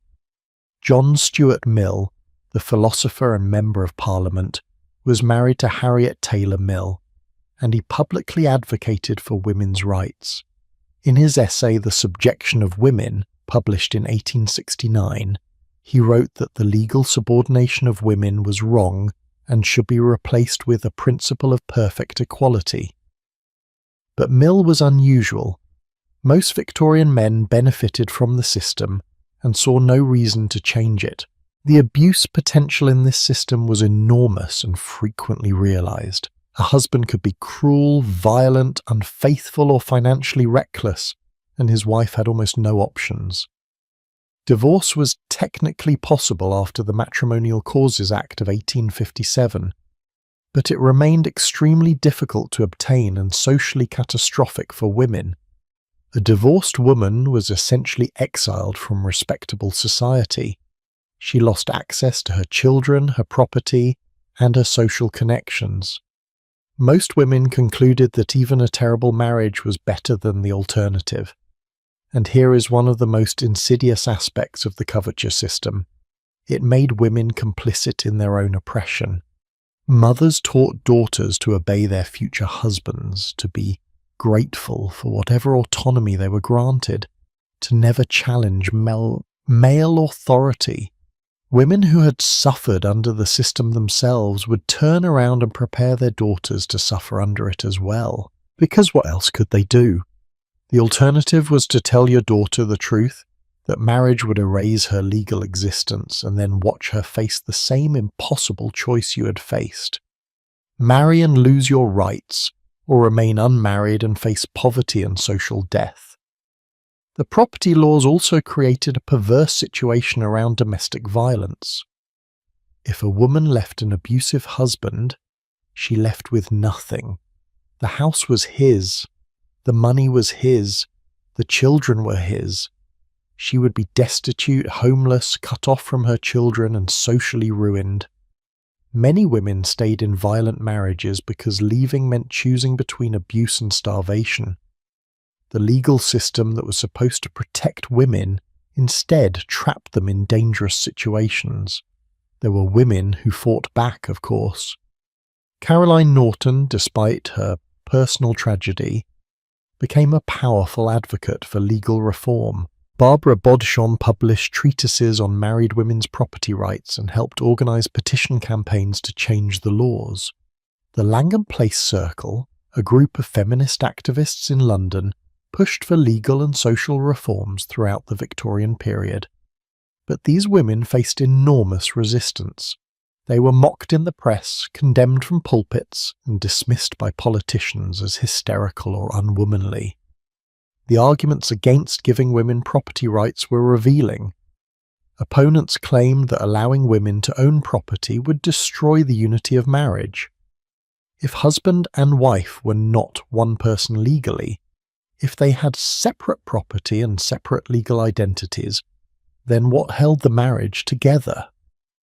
The answer, of course, was that marriages should be held together by mutual affection and respect, not by legal chains. But Victorian society was not ready to accept that answer. Others argued that women did not need property rights because their husbands protected them. The coverture system was presented as chivalrous, as men taking care of women who were too delicate to handle financial and legal matters themselves. But this argument ignored the obvious fact that not all men were protective. Some were cruel, some were incompetent, some were both, and even the kindest, most generous husband could die suddenly, leaving his widow to discover that she had no legal rights to anything, including her own home. The gradual reform of property laws in the late Victorian period happened not because men suddenly became enlightened, but because the injustices had become too obvious to ignore. Too many Caroline Nortons, too many widows left destitute, too many women trapped in abusive marriages with no escape. The system was breaking down under the weight of its own cruelty. But even as the laws changed, the social attitudes that had justified those laws persisted. Women who exercised their new legal rights were seen as uppity, as threatening the natural order, as betraying their feminine nature. And here is what makes the property issue so fundamental to understanding all the other impossible expectations we have discussed. The legal erasure of women's identity through marriage was not a side issue. It was the foundation that made all the other oppressions possible. Women could be told to walk perfectly, speak acceptably, marry quickly, learn accomplishments, and manage households, because if they objected, if they pushed back, they risked losing everything. The threat of legal and financial destruction hung over every interaction, every expectation, every impossible demand. But you know what? Even in the face of complete legal erasure, even when the law said they did not exist as separate people, Victorian women still had to eat. They still had to maintain their physical bodies, present themselves properly at social events, and look beautiful according to impossible standards. And that brings us to perhaps the most absurd and contradictory set of expectations in the entire Victorian catalogue. Because while women were legally erased, financially powerless and socially restricted, they were also expected to maintain elaborate dining etiquette, eat like delicate birds, and somehow keep themselves fed despite corsets that made digestion nearly impossible. The rules around food and eating reveal yet another layer of Victorian society's determination to make women's lives as difficult as possible. And that is exactly where we are heading next. Victorian dinner parties were elaborate theatrical productions, sometimes featuring 7, 10, or even 12 courses. Each course had its own silverware, its own serving protocols, its own social significance. The dinners could last for hours, with guests working their way through soup, fish, meat, game, vegetables, salads, cheeses, desserts, and fruit. The amount of food was staggering, and yet if you were a woman sitting at one of these dinners, you were expected to eat almost none of it. You were supposed to take tiny portions, nibble delicately, and leave most of your plate untouched, all while appearing perfectly satisfied and energized. Oh, and you were also expected to have planned, prepared, or supervised the preparation of every single dish on the table. The contradiction was spectacular. Women were responsible for feeding everyone but forbidden from actually eating. They were the architects of elaborate meals they could barely taste. They were supposed to demonstrate their housekeeping skills through impressive dinner parties, while simultaneously demonstrating their femininity by consuming as little as possible. The message was clear. Your worth lies in your ability to nourish others, not yourself. Let us start with what women were actually expected to eat, or rather not eat. Etiquette manuals were obsessed with the idea that women should eat like birds. Small bites, tiny portions, dainty chewing, no visible enthusiasm for food, no reaching for seconds, no finishing everything on your plate, because that suggested you were still hungry, which suggested you had an appetite, which was somehow vulgar and unfeminine. A proper lady was supposed to maintain her figure while simultaneously orchestrating feasts that could feed 20 people. The physical reality of eating in a corset made this expectation somewhat self-enforcing. Remember, most Victorian women were wearing corsets that reduced their waist circumference by 4 to 6 inches. Your stomach, your intestines, your liver, all compressed into a smaller space. Taking a deep breath was difficult. Eating a large meal was genuinely uncomfortable and sometimes impossible. Women who tried to eat normal portions while corseted often experienced indigestion, nausea, or actual pain. The corset was effectively an appetite suppressant, a built-in portion control device that ensured women could not eat much even if they wanted to. Victorian doctors noticed this, of course. And did they conclude that perhaps the corsets were the problem? Of course not. Instead, they developed theories about how women's delicate constitutions made them naturally unsuited to hearty eating. They claimed that women needed less food than men because women were more refined, more spiritual, less tied to base physical needs. The fact that women were literally being prevented from eating properly by their clothing was reframed as evidence of their superior feminine nature. But here is where it gets truly absurd. These same doctors also worried constantly about women suffering from malnutrition and weakness. Victorian women frequently fainted, experienced chronic fatigue, and suffered from various digestive problems. The medical establishment wrung its hands over the fragile health of women, all while ignoring the obvious fact that women were being systematically prevented from eating adequate food. It was like breaking someone's legs and then expressing concern about why they could not walk properly.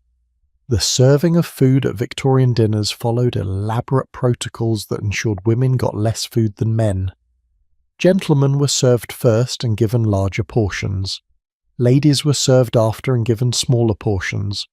This was presented as chivalry, as consideration for women's delicate appetites.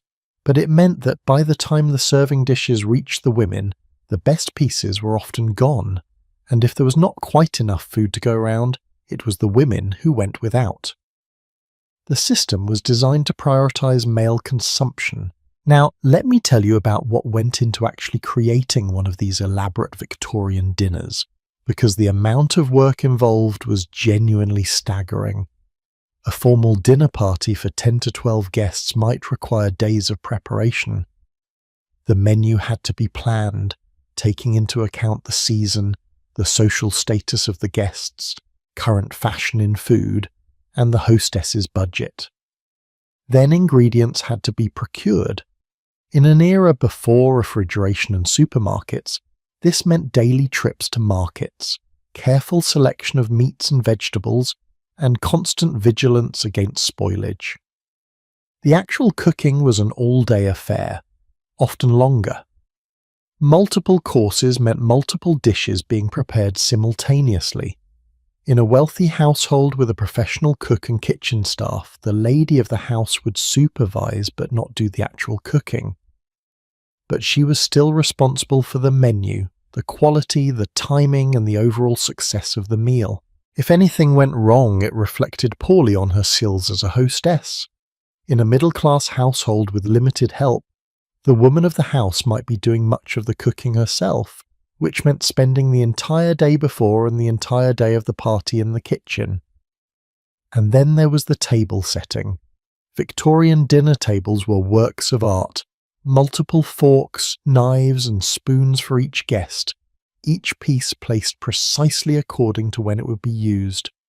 Crystal glasses for different types of wine, fine china, elaborate centerpieces, folded napkins in decorative shapes, candles, place cards showing where each guest should sit, carefully arranged to facilitate interesting conversation while respecting social hierarchies. Setting a proper Victorian dinner table could take hours, and every detail was scrutinized. On the evening of the party, the hostess had to be dressed in her finest clothing, looking relaxed and beautiful, ready to greet guests as if she had not just spent 2 days organizing this event. She had to make witty conversation, ensure that shy guests were included in discussions, smooth over any social awkwardness, and monitor the service of food to ensure everything happened at the right pace, all while eating almost nothing herself, because she was too busy managing everything and because actually eating would have been unfeminine. The courses at a formal Victorian dinner came in a strict order, and each had its own rituals. First came the soup course. Ladies were expected to eat their soup silently without slurping, sipping from the side of the spoon rather than the tip. You never, under any circumstances, tipped your bowl to get the last spoonful. That was common and unrefined. Better to leave soup in your bowl than to commit such a social crime. Can you imagine? You are hungry, there is food in front of you, but accessing that food in a practical way would mark you as lower class. Then came the fish course, with its own special knives and forks, then multiple meat courses. Victorian dinners often included both a roasted meat and a game dish. Venison, pheasant, grouse, whatever was in season, and demonstrated the host's access to hunting estates. Each meat came with appropriate sauces and side dishes, then vegetables, served separately, then salads, then cheese, then desserts, often multiple, then fruit and nuts. The sheer quantity of food moving through the dining room over the course of 3 or 4 hours was extraordinary. and women were supposed to take a small serving from each course, taste it delicately, and leave most of it on their plate. To actually clean your plate was to suggest you were overly interested in food, which was a masculine trait. Men could enjoy their food, request seconds, and eat with obvious pleasure. Women had to pretend that food was merely an obligation, a necessity they fulfilled with dainty reluctance. The drinking was equally regulated. Women were allowed wine with dinner, but they were expected to drink very little of it. Too much wine and you risked becoming loud, flushed, or opinionated. Men could drink freely, could get drunk without serious social consequences. Women had to remain perfectly composed at all times, which meant limiting alcohol consumption even as glass after glass was poured. But here is what makes this whole situation particularly cruel. Women were not just responsible for creating these elaborate meals. They were also responsible for managing household food budgets, planning daily menus, ensuring the family was adequately fed, and often preserving food for winter. Middle-class and working-class women spent enormous amounts of time thinking about food, planning meals, shopping for ingredients, and preparing dishes. Their days revolved around food, but they were supposed to act as if eating was barely interesting to them. Isabella Beeton's Book of Household Management contains hundreds of recipes, detailed instructions for managing kitchens and organizing meals, and endless advice about menu planning. Reading it, you understand that Victorian housewives needed to be expert in nutrition, budgeting, cooking techniques, seasonal availability of ingredients, and food preservation. They needed to know which cuts of meat were economical, how to make cheap ingredients taste expensive, how to feed a family on limited resources. This required genuine skill and extensive knowledge. But Mrs. Beeton also includes advice about how ladies should behave at dinner. She emphasizes that a lady never appears too interested in food, never requests specific dishes, never complains if something is not to her taste, and always eats with restraint. The woman who spent hours planning and preparing the meal must act as if the food is an afterthought, as if her relationship to food is purely aesthetic rather than practical. The breakfast and tea rituals added another layer to this food paradox. Breakfast was often the only meal where women could eat relatively normally, because it was usually a private family meal without guests. But even breakfast had rules. Ladies took smaller portions than gentlemen. Ladies did not ask for multiple helpings. Ladies ate toast and tea rather than the full-cooked breakfast that men consumed. Afternoon tea became a Victorian institution partly because women were genuinely hungry. They'd eaten a light breakfast hours ago. Lunch might be a small affair. Dinner would not be served until 8 or 9 in the evening. Tea at 4 in the afternoon with small sandwiches and cakes helped women survive the long gap between meals. But even at tea, the portions were supposed to be small. 1 or 2 sandwiches, a single small cake, nothing that suggested actual hunger. The weight expectations that accompanied these eating restrictions were predictable. Victorian women were supposed to be slender but not too thin, rounded in the right places but without any excess flesh. Achieving this body type while eating almost nothing required either extraordinary genetics or, more commonly, chronic malnutrition. Many Victorian women suffered from anemia, fatigue, and various nutritional deficiencies, but these health problems were seen as evidence of feminine delicacy rather than evidence of inadequate food intake. Some Victorian women resorted to extreme measures to maintain the expected figure while dealing with constant hunger. There are records of women taking various substances that were believed to suppress appetite, including arsenic in small doses. Yes, arsenic. The same poison that women were using to achieve pale complexions was also being marketed as an appetite suppressant. Victorian beauty culture was literally poisoning women, and they knew it but felt they had no choice. Working-class women faced a different version of this food problem. They needed to eat more because they were doing physical labor. Factory workers, servants, agricultural laborers, all of them expended enormous energy and needed adequate nutrition. But even working-class women faced social pressure to eat daintily and to feed their families before feeding themselves. Mothers would often go hungry to ensure their children and husbands had enough. This was presented as natural maternal self-sacrifice, but it was really just another way that society convinced women to deprive themselves. The dinner party hosting also created financial pressure on families. To maintain social status, to be seen as proper and respectable, families had to host dinners occasionally. But the cost of the ingredients for an elaborate multi-course dinner could be substantial. Middle-class families sometimes went into debt to host dinner parties, betting that the social connections made at these events would eventually pay off in business opportunities or marriage prospects for their children. The wife was responsible for making the budget stretch, for creating impressive meals from limited resources, and for ensuring that guests never suspected the family was struggling financially. Here is a detail that really captures the absurdity. Victorian cookbooks often included two versions of the same recipe, one for families with adequate budgets and one for families that needed to economize. The expensive version might call for fresh butter, cream, multiple eggs, and imported spices. The economical version would substitute margarine, milk, fewer eggs, and cheaper seasonings. But when served, both versions were supposed to look equally impressive. The hostess was expected to perform well even if her actual resources were limited. The serving staff added another performance element.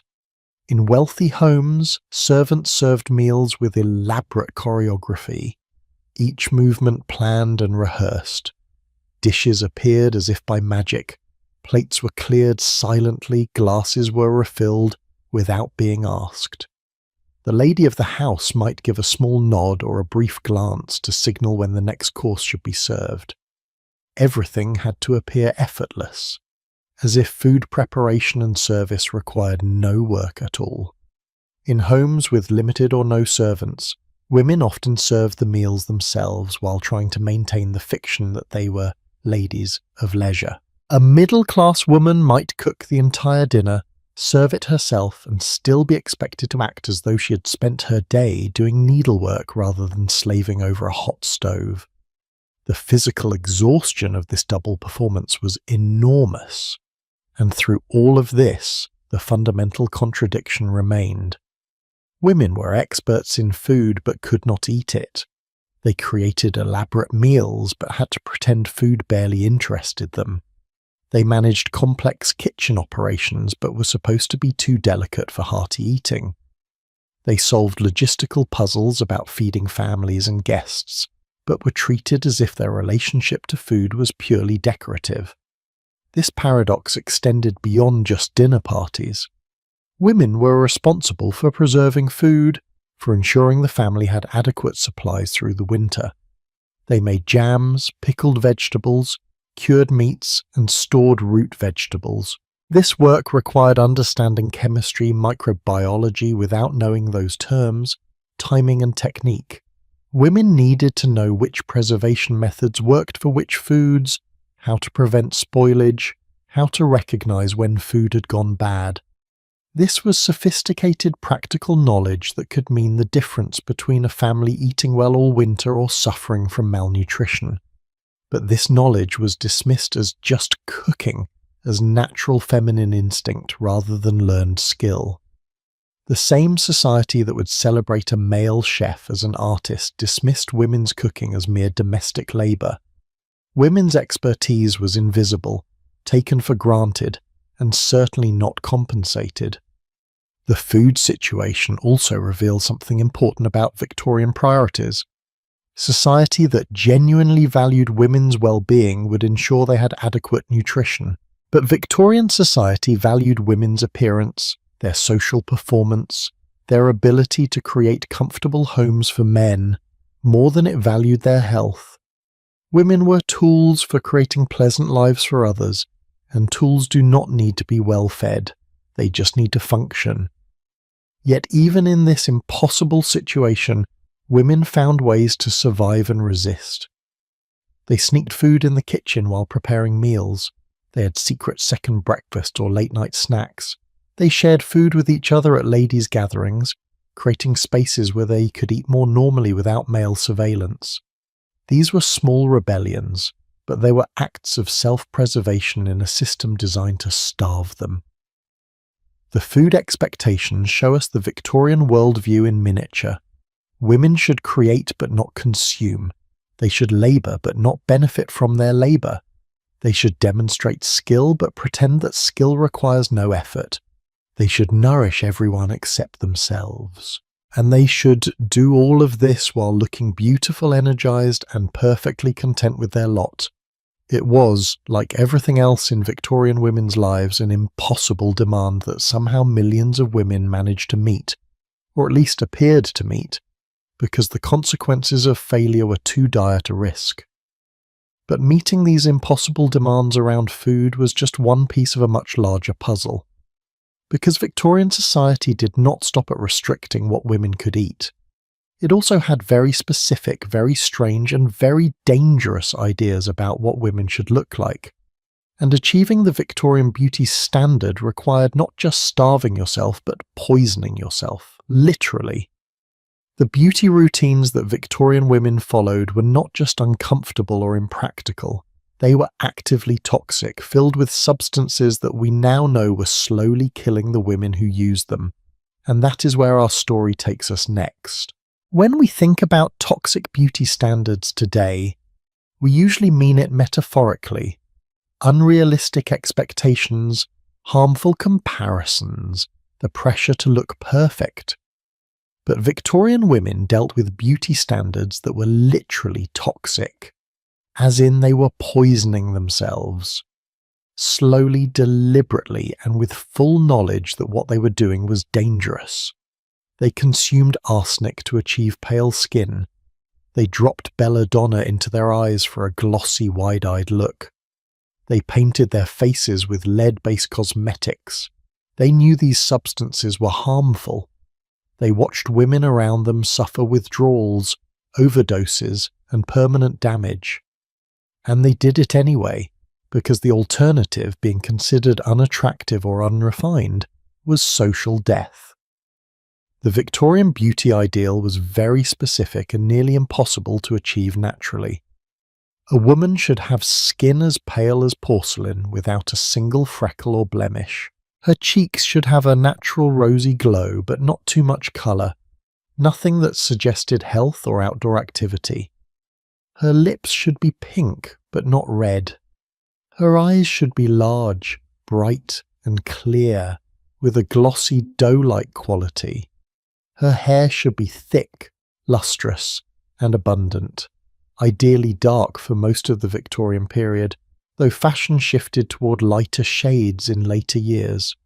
She should look delicate, ethereal, almost translucent, as if she might fade away at any moment.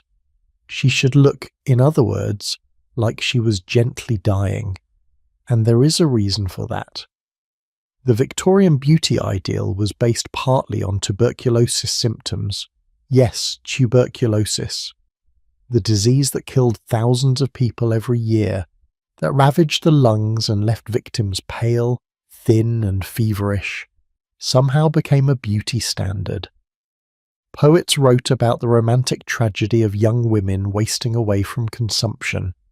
Artists painted dying heroines with alabaster skin and feverish eyes. The consumptive look became fashionable. Women who were actually dying of tuberculosis were held up as examples of ideal beauty. Let that sink in for a moment. A deadly disease became a fashion trend. The pale skin obsession had deep roots in class distinction. For centuries, pale skin signified that you did not work outdoors, that you were wealthy enough to stay inside, protected from the sun. Tanned skin meant you were a field worker, a servant, someone who laboured for a living. So Victorian women went to extraordinary lengths to maintain or create pale complexions. They avoided the sun religiously, they carried parasols constantly. They wore gloves, wide-brimmed hats, and long sleeves even in summer. But for many women, these precautions were not enough. Their skin was naturally too dark, or they had freckles, or they spent too much time outdoors out of necessity. And that is where the poisoning began. Arsenic was the beauty secret of the Victorian age. Women consumed small amounts of it regularly, believing it would give them pale, luminous skin. And it did work, in a horrifying way. Arsenic interferes with the production of melanin, the pigment that gives skin its colour. Regular consumption of small doses could lighten skin tone noticeably. But arsenic is a cumulative poison. It builds up in the body over time, and the side effects were severe. Women who consumed arsenic regularly experienced a range of symptoms. Nausea and vomiting were common, stomach pain, diarrhea, hair loss, numbness in the hands and feet, confusion, in severe cases, organ failure, and death. Victorian doctors were well aware of arsenic poisoning. They saw cases of it regularly.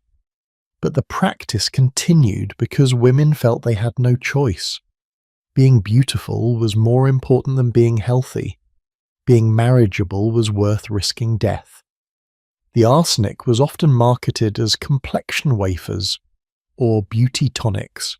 Companies sold it openly, advertising it as a safe and effective way to improve your appearance.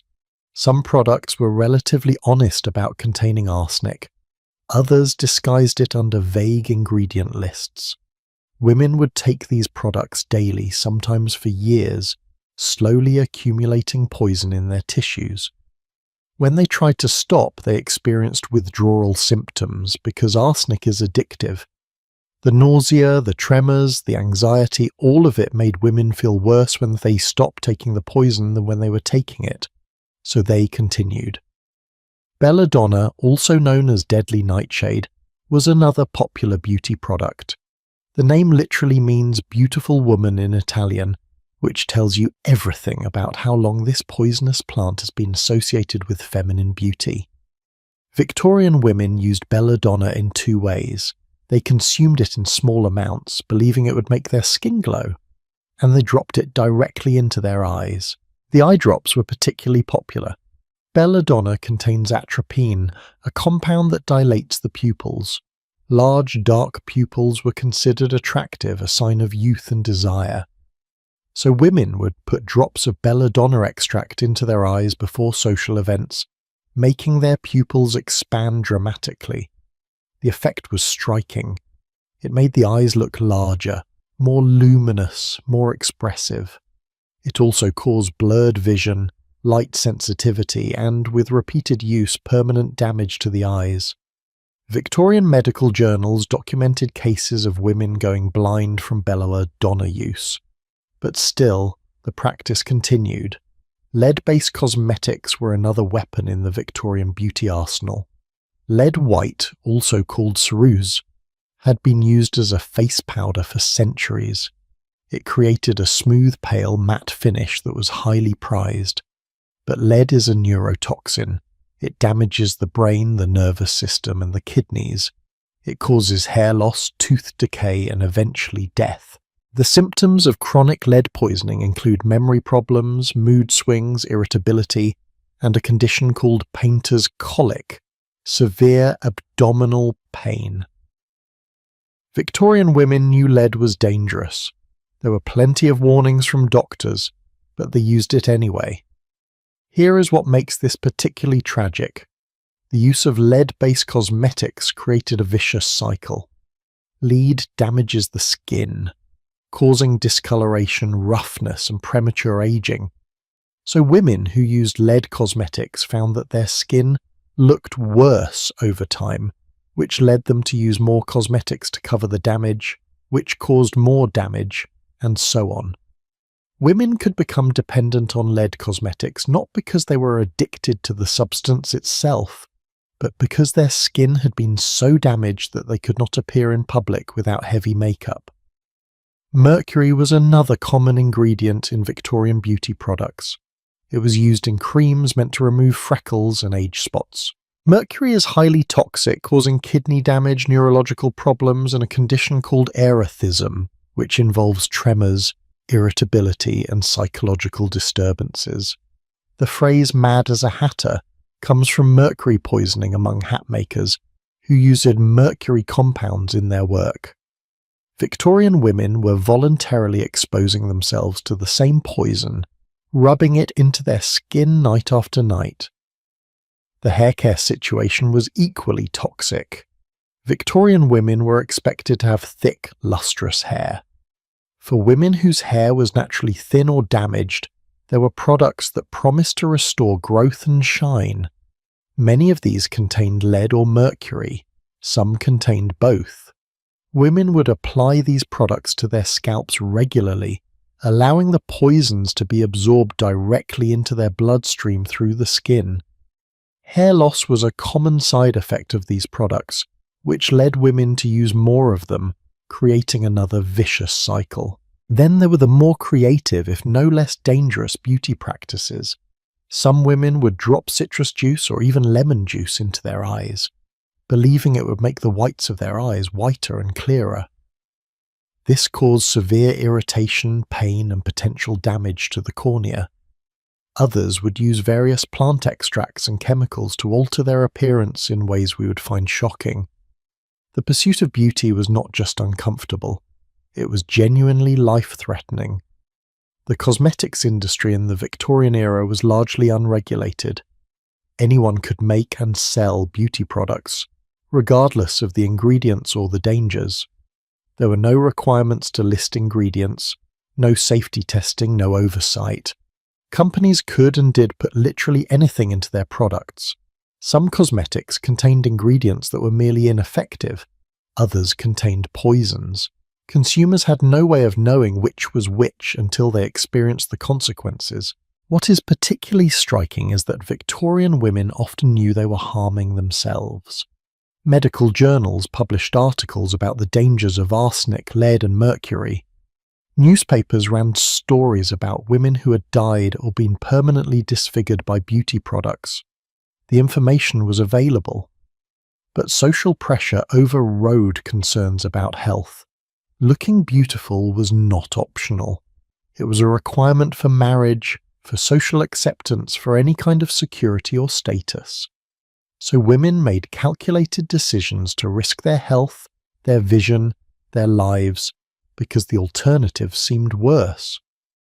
The class dimensions of toxic beauty practices are important to understand. Wealthy women could afford expensive versions of these poisons, products that were perhaps slightly purer or more carefully dosed. Poor women used cheaper, more dangerous versions or tried to make their own, often with disastrous results. But women across the class spectrum were engaging in these practices because the beauty standards applied to everyone. A working-class woman needed to look presentable to keep her job or attract a husband. A wealthy woman needed to look beautiful to maintain her social position. The stakes were different, but the pressure was universal. Some Victorian doctors spoke out against these practices. They published warnings. They treated women suffering from cosmetic poisoning. They begged women to stop using dangerous products. But their voices were often drowned out by the louder voices of the cosmetics industry and the social arbiters who insisted that beauty required sacrifice. And there was a gender double standard at play. Men who used cosmetics were considered effeminate or ridiculous, but women who did not use cosmetics were considered unattractive or lower class. Women were caught between the requirement to be beautiful and the dangers of achieving that beauty. The pursuit of natural-looking beauty through artificial and dangerous means created one of the great ironies of Victorian life.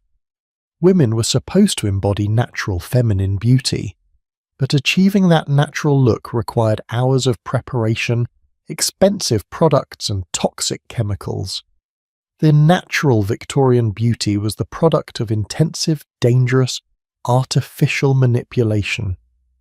It was no more natural than any other fashion trend, but the fiction had to be maintained.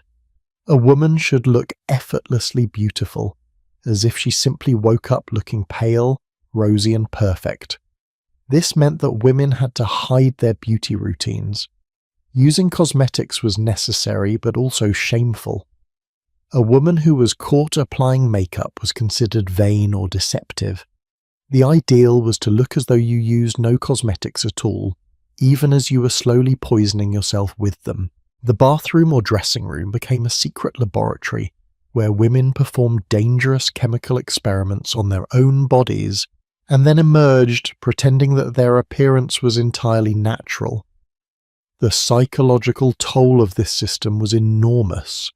Women lived with chronic health problems caused by their beauty routines. They experienced pain, nausea, vision problems, and neurological symptoms. They watched their hair fall out and their skin deteriorate. They knew that the products they were using were hurting them, but they also knew that stopping would mean social rejection. They were trapped in a system that demanded they choose between their health and their social survival. Some women did refuse to participate in toxic beauty practices.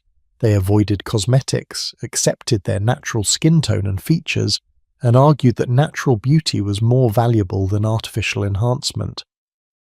But these women were often criticized, mocked, or socially marginalized. They were called unfeminine, unattractive, or even immoral for failing to make an effort with their appearance. The social punishment for rejecting beauty standards was severe enough that most women concluded it was not worth the cost. And here is what makes this entire system particularly insidious. The beauty standards that women were poisoning themselves to achieve were largely created and enforced by the same society that condemned women for being vain or appearance-focused. Men wrote the etiquette books that told women they must be beautiful. Men ran the companies that sold toxic cosmetics. Men made the social rules that determined which women were acceptable and which were not. But women were blamed for caring too much about beauty, for being superficial, for being willing to risk their health for vanity. The Victorian beauty trap shows us the ultimate impossibility at the heart of all these expectations. Women were supposed to be naturally beautiful, but natural beauty almost never matched the impossible standard. So they had to create the appearance of natural beauty through artificial means. But they also had to hide those artificial means, pretend they were not trying too hard, maintain the fiction that they were just naturally blessed with pale skin and bright eyes and glossy hair. They had to poison themselves while pretending they were not doing anything at all. Yet even in the face of this toxic system, women found ways to resist and survive. Some used safer alternatives to dangerous cosmetics, sharing recipes for homemade beauty products that were less harmful. Others gradually reduced their use of poisonous substances, accepting that they might not meet impossible beauty standards, but at least they would survive. And some women became advocates for cosmetic regulation and consumer protection, pushing for laws that would protect women from dangerous products. But these small resistances could not change the fundamental reality that Victorian society valued women's appearance over their health, their marriageability over their well-being, their conformity to beauty standards over their survival. The beauty standards were not just impossible to achieve naturally, they were dangerous to achieve artificially. But achieve them women must, or face the consequences of being considered unattractive, unmarriageable, and worthless. The poisonous pursuit of beauty was not some quirky historical oddity. It was a logical extension of a society that viewed women as decorative objects rather than human beings with intrinsic value. And it shows us just how far Victorian society was willing to go in its demands on women. Not just your time, not just your labour, not just your legal rights or your property or your voice, but your health, your vision, your life, Everything was on the table, everything was negotiable, everything could be sacrificed in the pursuit of an impossible ideal. And yet the absurdity does not end there. Because even as Victorian women were poisoning themselves to look beautiful, even as they were starving themselves and corseting themselves and exhausting themselves, they were also expected to navigate an impossibly complex social landscape. Every interaction, every conversation, every social event was governed by elaborate rules that could change based on who you were talking to, what time of day it was, and how recently you had been introduced. The social hierarchy that Victorian women had to memorize and navigate was like a three-dimensional chess game played on a board that constantly shifted, and one wrong move could destroy your reputation forever. That is exactly what we need to explore next. Social interaction in Victorian England was governed by a system so complex, so detailed, and so unforgiving that it makes modern etiquette look like a casual suggestion. There was an official order of precedence that determined who walked into a room first, who sat where at dinner, who could speak to whom, and even who could acknowledge whom on the street. This order was not based on merit, achievement, or personal qualities. It was based on an intricate calculation involving titles, birth order, marriage, land ownership, and professional standing. And Victorian women were expected to memorize all of it, apply it flawlessly in every social situation, and make it look completely effortless. The table of precedence was an actual published document, updated periodically, that listed the exact social ranking of every possible combination of title and relationship. The royal family came first, obviously, ranked by proximity to the throne. Then came the peerage, the titled nobility, ranked in strict order. Dukes, marquesses, earls, viscounts, barons. But within each rank there were further divisions. An older duke outranked a younger duke. A duke's wife outranked an earl's wife, but a duke's daughter might rank below an earl's wife depending on specific circumstances. A baronet ranked above a knight, but below any member of the peerage. The younger son of a duke had precedence over the older son of an earl, and so on in elaborate Byzantine detail. Now here is the impossible part. Women were expected to know all of this instantly and apply it correctly in every situation. You could not consult a reference guide while at a party. You could not pause to calculate someone's exact rank before deciding how to greet them. You had to know immediately where everyone stood in relation to everyone else and adjust your behavior accordingly. And if you made a mistake, if you spoke to someone above your station before being introduced, if you failed to show proper deference to someone who outranked you, if you accidentally sat in a seat meant for someone of higher rank, the consequences could be severe. Let me give you a concrete example of how this worked in practice. Imagine you are attending a dinner party. You arrive and enter the drawing room where guests are gathering before dinner. You need to greet your hostess first, of course. But what about the other guests? If there is a titled lady present, you must acknowledge her before anyone else, unless she is of lower rank than another titled lady also present, in which case you acknowledge the higher ranked one first. But you cannot simply walk up and introduce yourself. You must wait to be introduced by someone who knows both of you. And the introduction must happen in the correct order. Lower rank introduced to higher rank, younger to older, unmarried to married. But wait, there is more. You can only speak to someone after you've been properly introduced. And even after introduction, the higher ranked person initiates conversation. You respond, but you do not ask questions that might seem too familiar. You do not monopolize their time. You gauge their interest level and withdraw gracefully when appropriate. All of this requires reading subtle social cues while simultaneously calculating ranks and remembering who has been introduced to whom. Then comes dinner. Guests proceed into the dining room in strict order of precedence. The highest ranked gentleman escorts the highest ranked lady. Everyone else pairs off according to rank and process is in. Your position in this procession is determined by your husband's rank if you are married, your father's rank if you are unmarried. You cannot choose your escort. You cannot suggest a different pairing. You walk in when your turn comes, not a moment sooner or later. And at the table, you sit where your hostess directs, in the seat appropriate to your rank.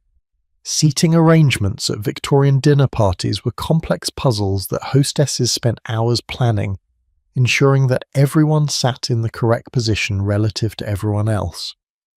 The calling card system added another layer of complexity to social navigation. When you visited someone's home, you did not simply knock on the door and go in. You sent a servant with your calling card, a small piece of cardstock with your name printed on it. The recipient would decide whether to receive you. If she was at home, you would be admitted.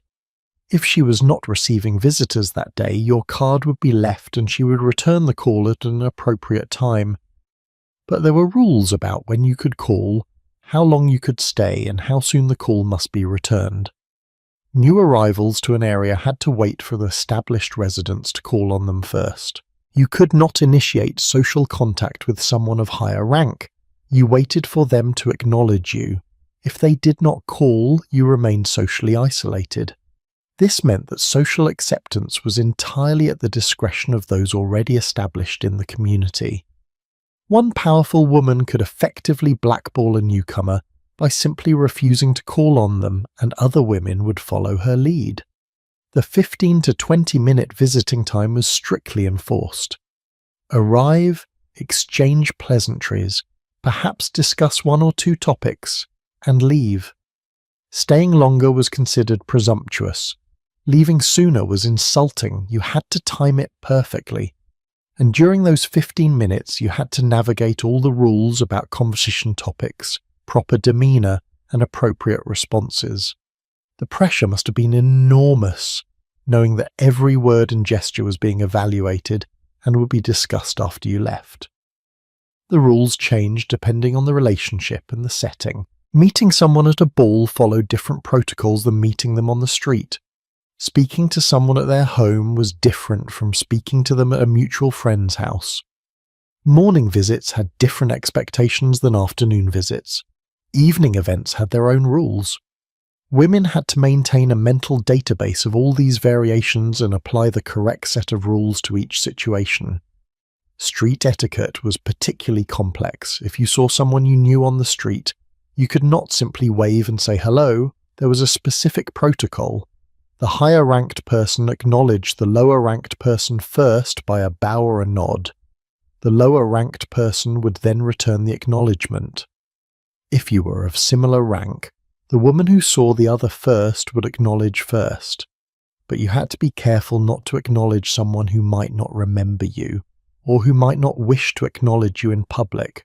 Attempting to greet someone who then cut you, who pretended not to see you, or deliberately did not return the greeting was one of the most humiliating experiences Victorian society could inflict. And here is where it gets really interesting. Unmarried women could not acknowledge gentlemen on the street unless the gentleman acknowledged them first. Even if you had been properly introduced, even if you knew the gentleman socially, you had to wait for him to tip his hat or bow before you could respond. An unmarried woman who greeted a gentleman first was considered forward, improper, possibly even immoral. This created awkward situations where women would walk past men they knew well, unable to even smile at them until the men initiated the greeting. The rules around introductions were equally elaborate. A gentleman could not introduce himself to a lady. He needed a mutual acquaintance to perform the introduction. Once introduced, the lady could choose to acknowledge the gentleman in future encounters or not. She held all the power in that social interaction, but that power came with responsibility. Refusing to acknowledge someone after being introduced was a serious social statement. It suggested that the person was unsuitable, improper, or had committed some social transgression. Such a cut could damage reputations. Ladies could introduce other ladies to each other more freely, but even then, there were rules. You introduced younger to older, lower rank to higher rank. You provided enough information for the parties to understand each other's social standing. Miss Smith, may I introduce Mrs. Jones? Mrs. Jones is the wife of the rector at St. Mary's. That one sentence conveys marital status, social position through marriage, and connection to a respectable institution. Victorian women became experts at these compact social biographies, conveying maximum information in minimum words. The complexity of the social hierarchy meant that women had to be constantly aware of status markers. A person's address revealed their wealth and standing. Their clothing quality and style indicated their social position. The way they spoke, their accent and vocabulary placed them in a particular class. The carriages they arrived in, the servants they brought with them, the jewels they wore, all of these were clues that had to be read and interpreted correctly. And the stakes were high because one mistake could have lasting consequences. Offend someone of higher rank and you might find yourself socially excluded. Speak too familiarly to someone you barely knew, and you marked yourself as poorly bred. Fail to acknowledge someone you should have acknowledged, and you created an enemy. The social world was a minefield, and Victorian women had to navigate it perfectly every single day, while making it all look easy and natural. The memory feat required was extraordinary. You needed to remember everyone you'd been introduced to, where and when the introduction happened, what you had discussed, and any relevant information about their family, connections, and standing. You needed to track marriages, deaths, births, all of which could change someone's rank or social position. You needed to know who was related to whom, who was friends with whom, who had quarrelled with whom.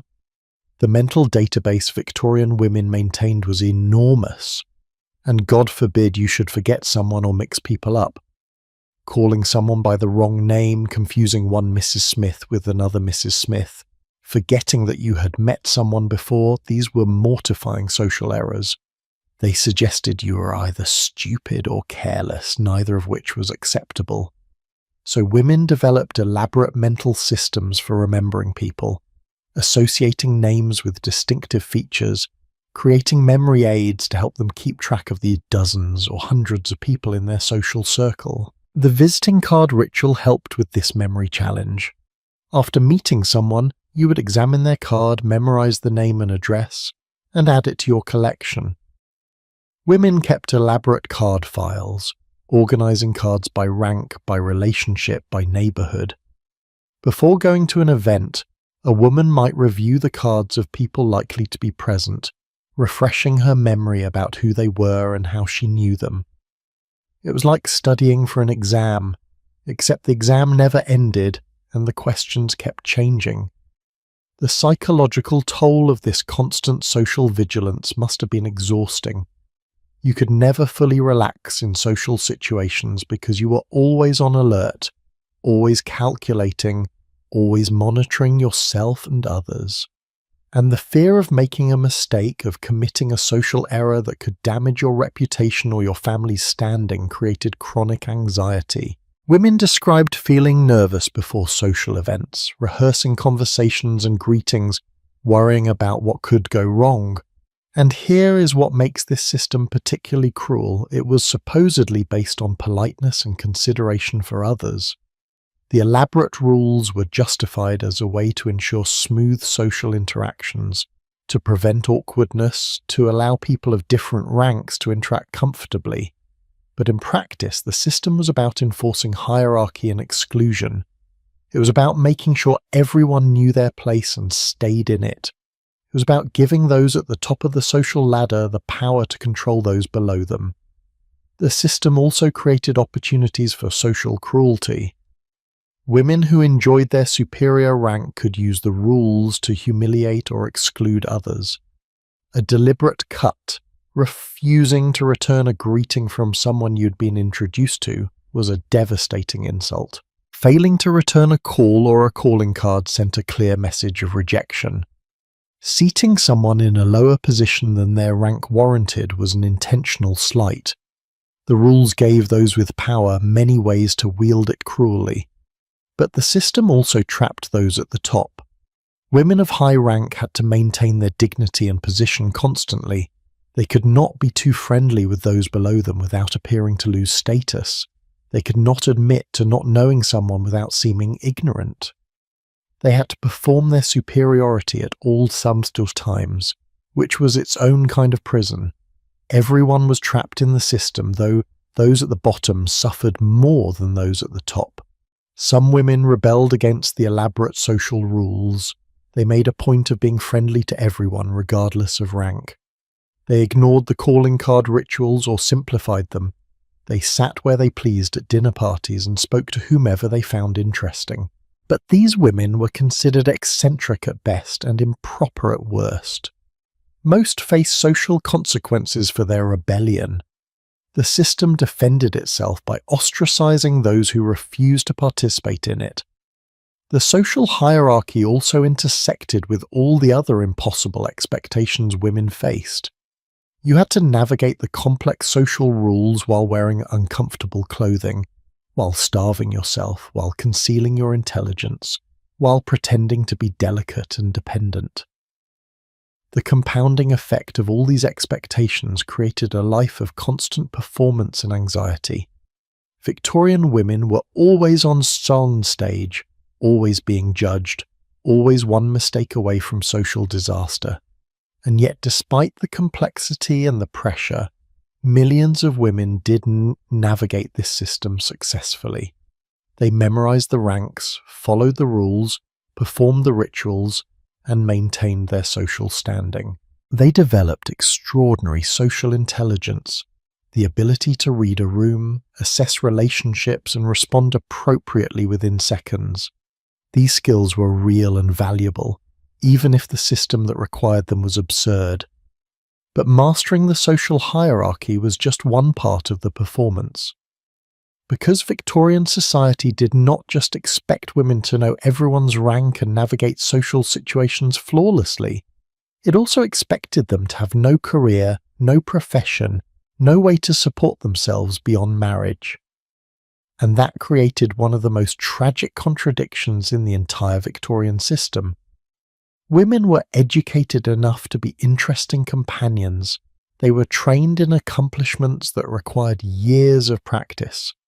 They demonstrated intelligence, skill, and capability in managing complex households and social situations. And yet, they were told that their only legitimate occupation was being a wife and mother. The career options available to Victorian women were so limited, so poorly paid, and so socially stigmatized that most women had no real choice but to marry. And that marriage trap, that narrowing of possibilities, is what we need to examine next. Florence Nightingale, one of the most famous Victorian women, wrote something in her diary that captures the frustration of countless women of her era. She described the experience of educated, capable women as being like someone with enormous energy trapped in a tiny room with nothing to do. She wrote about the petty grinding tyranny of a good English family, and the way that women's lives were consumed by trivial tasks that filled the hours but left the soul empty. And this was Florence Nightingale, a woman who eventually became a legend, who revolutionized nursing and saved thousands of lives. Even she struggled against a system that told her the only acceptable career for a woman was marriage, full stop. The Victorian view of a woman's work was remarkably simple and brutally limiting. For women of the middle and upper classes, there was one profession, wife and mother. That was it. Not wife or mother, but wife and mother, because the two were considered inseparable. Everything else, all education, all accomplishments, all social training, was merely preparation for this single role. And once you achieved that role, you were expected to be grateful and fulfilled.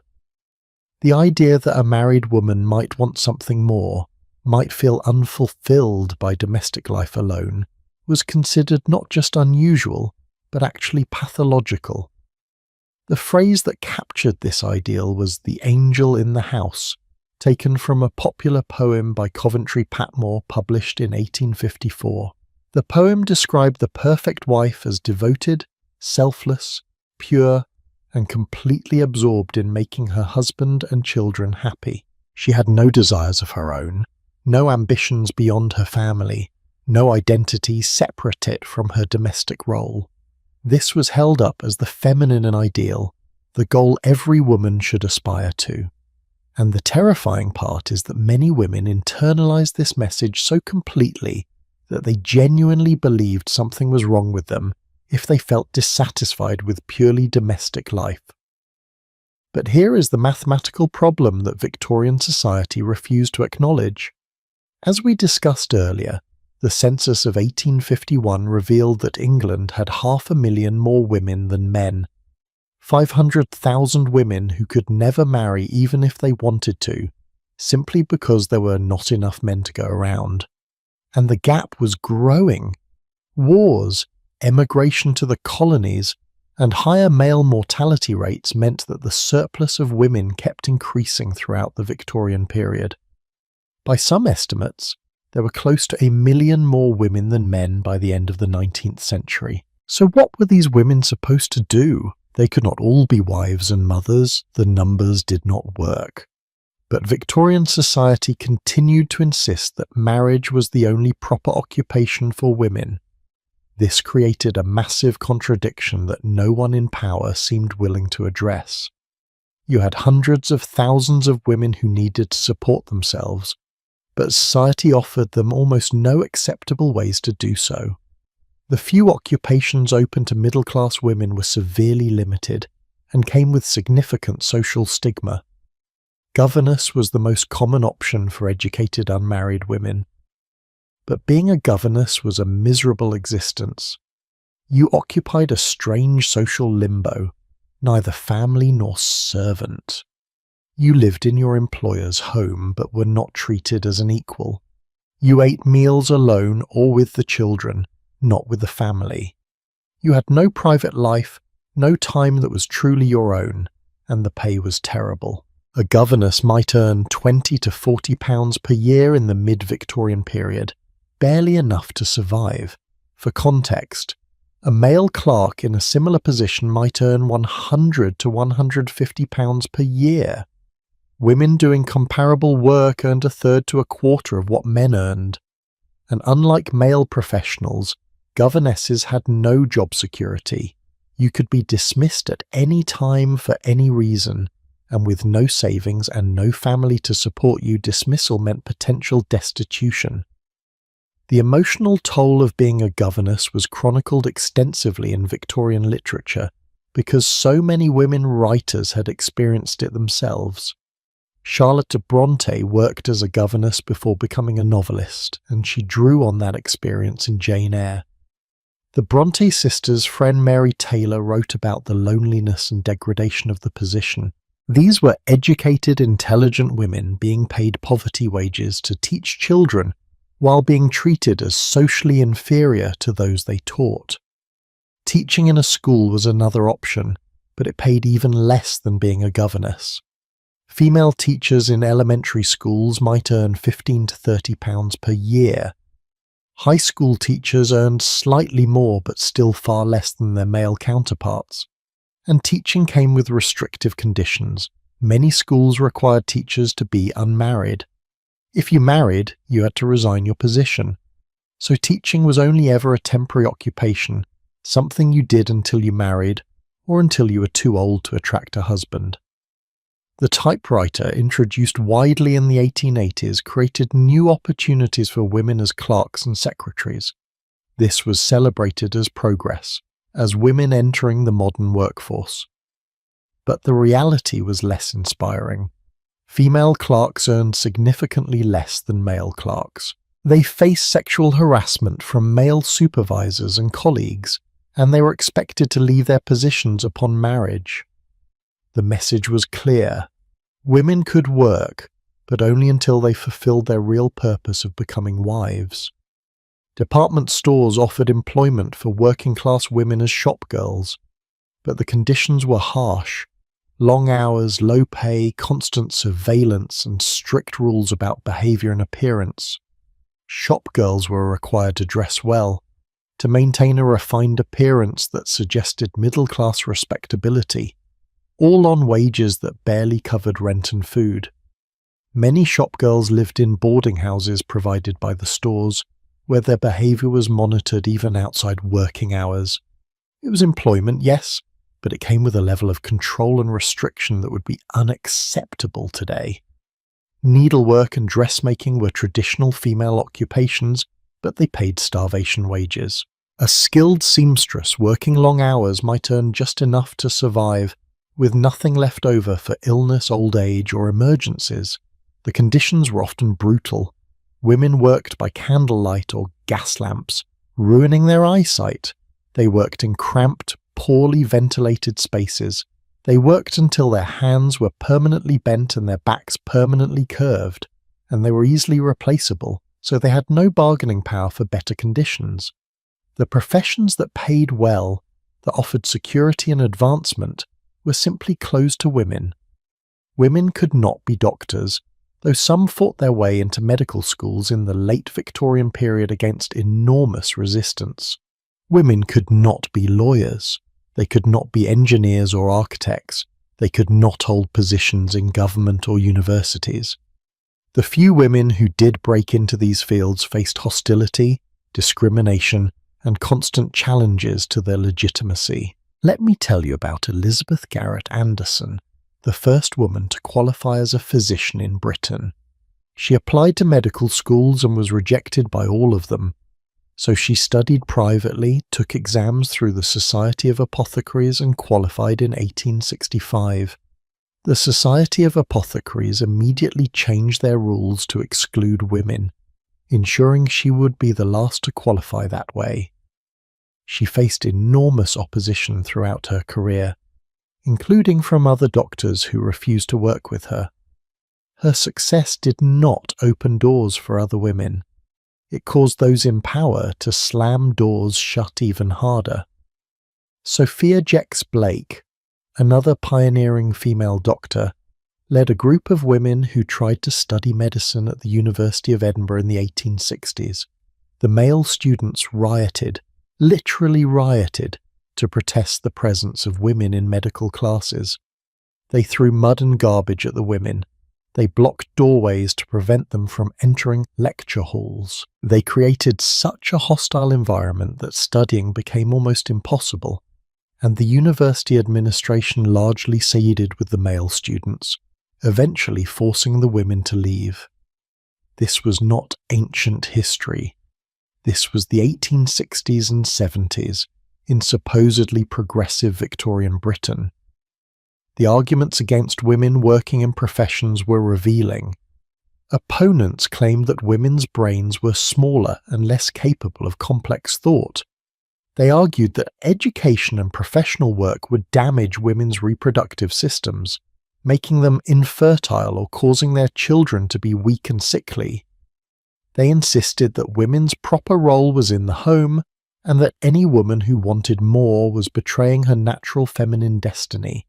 These were not fringe opinions, these were mainstream beliefs expressed by doctors, scientists, and politicians.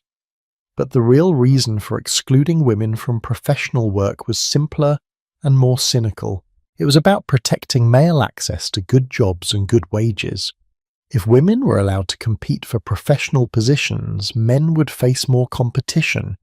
If women could support themselves comfortably, they would be less desperate to marry. The entire social and economic system was built on the assumption that women would be dependent on men, and allowing women economic independence threatened to undermine that system. The few professional opportunities that did open up for women in the late Victorian period came with significant restrictions. Female doctors could treat women and children but were discouraged from treating men. Female teachers could teach girls but rarely boys. Women who entered business often found that customers did not take them seriously or that male competitors tried to drive them out. The professional world was designed by men for men, and women were tolerated at best, actively opposed at worst. And throughout all of this, the prevailing social message remained that work was degrading for women, a sign of failure rather than achievement. A woman who worked for wages was presumed to be doing so out of necessity, because she had failed to secure a husband, or because her husband had failed to provide adequately. The idea that a woman might want to work, might find fulfillment in professional achievement, was barely conceivable to most Victorians. Work was punishment, not opportunity. This created a psychological trap for educated women. They had been trained to be intelligent, to appreciate learning, to understand complex ideas, but then they were told that using their intelligence professionally was unfeminine and inappropriate. They were like racehorses trained to run but never allowed to leave the stable. The frustration must have been enormous. And indeed, Victorian literature is full of women characters who suffer from mysterious illnesses, chronic fatigue, depression, and anxiety. Much of this was probably the result of intelligent women being systematically prevented from using their capabilities. The phrase redundant women became common in the Victorian social commentary. It referred to the surplus women, those who could not marry and therefore had no clear social role. But notice the language, not unmarried women or independent women, redundant, unnecessary excess, as if women had no value beyond their ability to be wives and mothers, as if a woman without a husband was fundamentally purposeless. Some Victorian feminists argued that this was exactly backwards, that society should create opportunities for unmarried women rather than treating them as social problems. Barbara Bodichon, Jessie Boucheret and others established the Society for Promoting the Employment of Women in 1859. They argued that women needed and deserved access to decent work at fair wages. They established training programs, helped women find employment, and lobbied for changes in laws that restricted women's work. But they faced enormous opposition and made only slow progress. The economic realities created a vicious trap. Women needed work to support themselves, but the work available paid so poorly that it was barely survival. A woman working as a governess or teacher could not save money. She could not build security for her old age. She worked until she was too sick or too old to work, and then she became dependent on charity or family. The system ensured that even women who worked could never achieve true independence.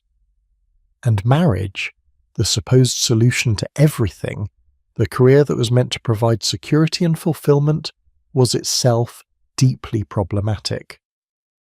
As we discussed in the property section, married women had no legal rights to their own earnings or property. They were financially dependent on their husbands completely. A kind and generous husband might make marriage pleasant. A cruel or incompetent husband could make it a nightmare. And once married, there was almost no way out. Divorce was nearly impossible and socially catastrophic. So Victorian women faced an impossible choice: remain unmarried and face poverty, social stigma, and limited opportunities. Or marry and lose your legal identity, your property rights, and your autonomy. Either way, you lost. The system was designed to ensure that women could not win, could not achieve true security or independence, could not build lives on their own terms. But here is what makes this particularly tragic. Victorian women were not lazy or incapable. They ran complex households. They managed budgets. They made crucial decisions about children's health and education. They organized social events. They maintained family relationships. They did real valuable work every single day. But because this work happened in the private sphere of the home rather than the public sphere of the marketplace, it was not considered real work. It was just what women naturally did, requiring no skill or effort. deserving no compensation or recognition. And the women who did manage to break into professional work, who did build careers despite all the obstacles, often paid a heavy personal price. They remained unmarried because few men would accept a wife more successful than themselves. They faced constant criticism and skepticism. They had to work twice as hard as men to prove themselves half as good. And they knew that their success was the exception, not the rule, that most women would never have the opportunities they fought so hard to create. The career limitations were not just about economics. They were about power and control. A woman who could support herself could choose whether to marry.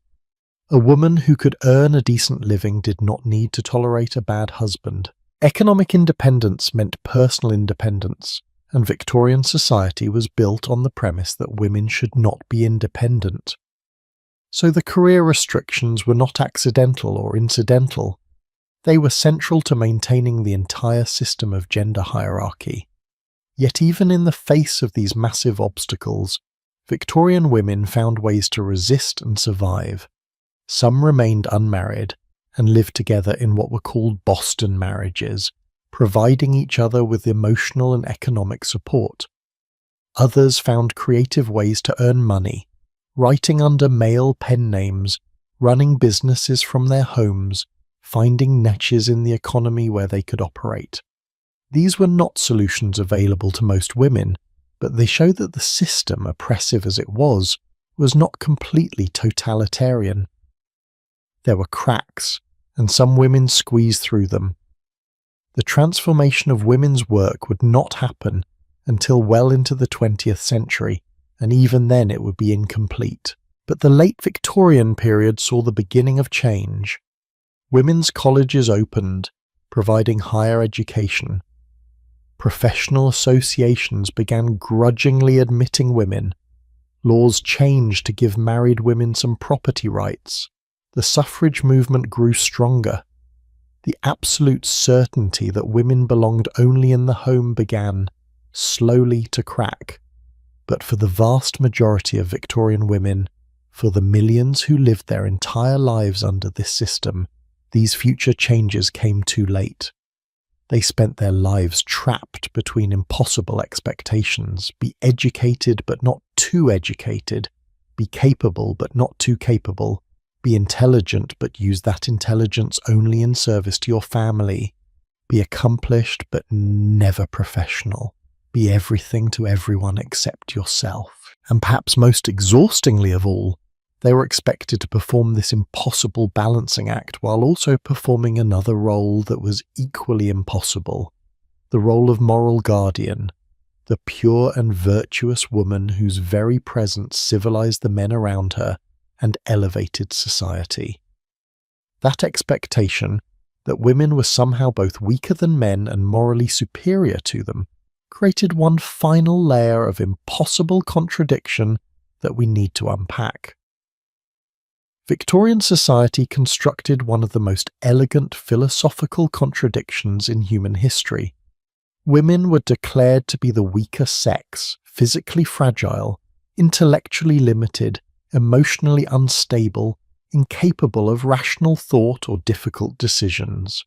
And simultaneously, women were declared to be morally superior to men, the guardians of virtue, the civilizing influence on society, the beings whose very presence elevated everyone around them. Women were too weak to vote or own property or work in professions, but they were strong enough to carry the entire moral weight of civilization on their shoulders. They were too emotional to be trusted with important decisions, but they were supposed to manage everyone else's emotions with perfect skill and grace. This contradiction was not accidental. It was carefully constructed to ensure that women bore enormous emotional and moral responsibility while having no actual power. You were responsible for your husband's happiness, your children's moral development, your household's harmony, and society's virtue. But you had no authority to enforce your standards, no ability to make binding decisions, no recourse if the people you were responsible for ignored your guidance. You were the manager with no management authority, the teacher with no power to discipline, the moral guardian with no ability to punish wrongdoing. Let us start with the concept of the woman as moral guardian, because this was central to Victorian ideology. The theory went something like this. Men were naturally rough, aggressive, driven by base appetites and selfish desires. Left to themselves, men would descend into violence, debauchery, and moral chaos. Women, by contrast, were naturally pure, selfless, devoted to higher things. A woman's love was spiritual rather than physical. Her thoughts were of duty rather than pleasure. Her very presence reminded men of their better nature and inspired them to be more virtuous. This meant that women were responsible for men's moral behaviour. If a husband strayed from virtue, visited brothels, drank excessively, or behaved badly, it was presumed to be his wife's failure. She had not been loving enough, devoted enough, attractive enough to keep him on the right path. The idea that men were autonomous moral agents responsible for their own choices was conveniently forgotten. Instead, women were blamed for men's moral failings, while men were excused as being victims of their own nature. The sexual double standard was the clearest expression of this ideology. Men were expected to have sexual desires and were largely forgiven for acting on them, even outside marriage. Prostitution was widespread in Victorian cities. Mistresses and affairs were common among upper-class men. These behaviours were condemned in theory but widely tolerated in practice. Men would be boys, after all. But women were expected to be completely pure, both before and during marriage. Any sexual desire, any sexual knowledge, any hint of sexual experience outside marriage, and you were ruined forever. A woman who had sex before marriage, even if she was raped or coerced, was considered fallen and unmarriageable. She had lost her value. But a man who had extensive sexual experience before marriage was considered normal, even sophisticated. Victorian society pretended to believe that women had no sexual desires at all. The medical establishment declared that respectable women were naturally frigid, that they endured sex as a wifely duty but took no pleasure in it. Any woman who admitted to enjoying sex was considered abnormal or possibly mentally ill. But here is where the contradiction becomes almost comical. Women were supposed to have no sexual desires, but they were also supposed to keep their husbands faithful. How exactly were you supposed to keep your husband from straying if you were not allowed to enjoy sex or show any sexual interest? The answer, of course, was that you could not. The system was designed to fail, and when it did fail, women were blamed for it. The emotional labour expected of Victorian women was staggering. You were responsible for maintaining peace and happiness in the household. This meant managing everyone's moods, soothing conflicts, anticipating needs, and creating an atmosphere of calm contentment. If your husband came home angry from work, it was your job to soothe him without annoying him with questions about what was wrong. If your children fought, you mediated without letting the noise disturb their father. If servants were unhappy, you addressed their concerns without troubling your husband with household details. You were also responsible for maintaining family relationships beyond your immediate household, writing letters to relatives, remembering birthdays, organising visits, mediating family disputes. All of this fell to women. The social glue that held families together was women's emotional labour, and this work was entirely invisible. It was not considered work at all. It was just what women naturally did, requiring no effort or skill, deserving no recognition or gratitude. The performative aspect of emotional labour was particularly exhausting. You were not just supposed to manage emotions, you were supposed to do it while appearing serene and untroubled. A good Victorian woman never showed frustration, anger, or resentment. She might be managing a dozen competing demands, dealing with difficult servants, handling a colicky baby, worried about unpaid bills, and her husband's bad mood. but she was supposed to glide through it all with a pleasant smile and a gentle word. Any visible stress or difficulty suggested you were not properly feminine, not naturally suited to your role. Let me tell you about the cult of invalidism that developed among Victorian women, because it is directly related to these impossible emotional demands. Chronic illness became almost fashionable among upper and middle-class women. They suffered from mysterious ailments, vague symptoms that doctors could not diagnose or treat. Headaches, fatigue, fainting spells, digestive problems, nervous disorders. Modern historians and medical professionals looking back at these symptoms suspect that many of these women were suffering from depression, anxiety, and stress-related illnesses caused by the impossible demands placed on them. But here is the interesting part. Being ill was one of the only socially acceptable ways for a Victorian woman to opt out of her duties temporarily. If you were sick, you could rest, you could refuse social obligations, and you could demand care and attention instead of constantly providing it to others. Illness gave women a break from the relentless performance of perfect femininity.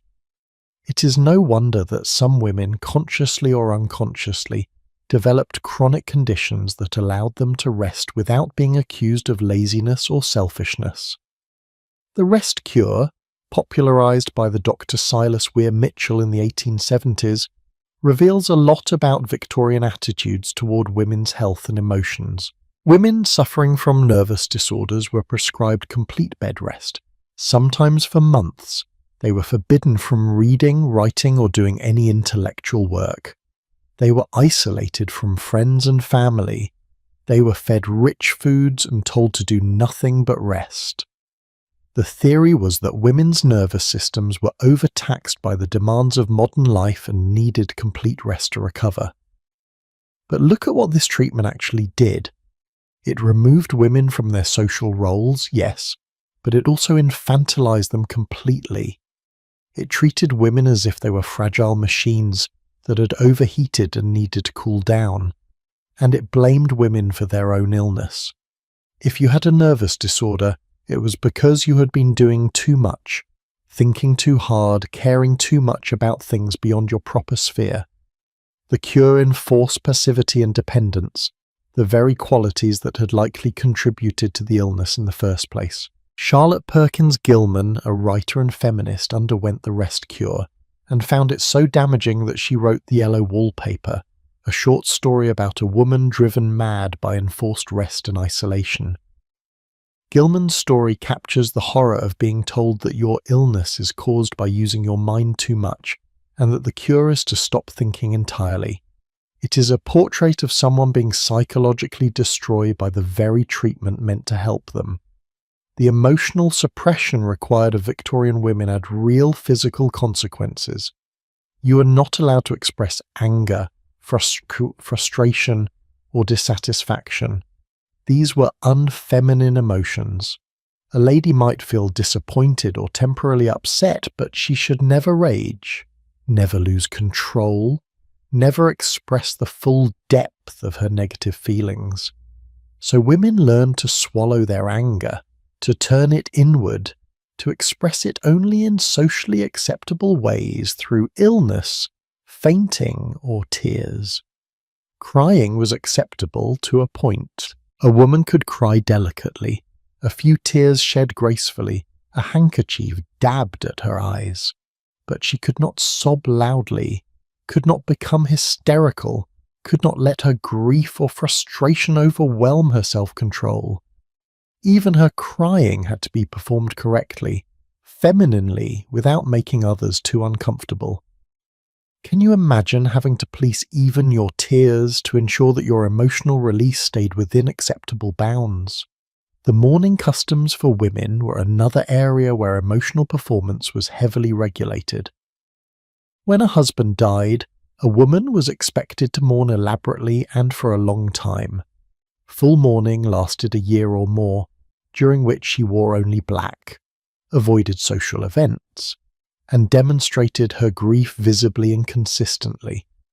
Then came half mourning with slightly less restrictive clothing and behaviour, lasting another year or more.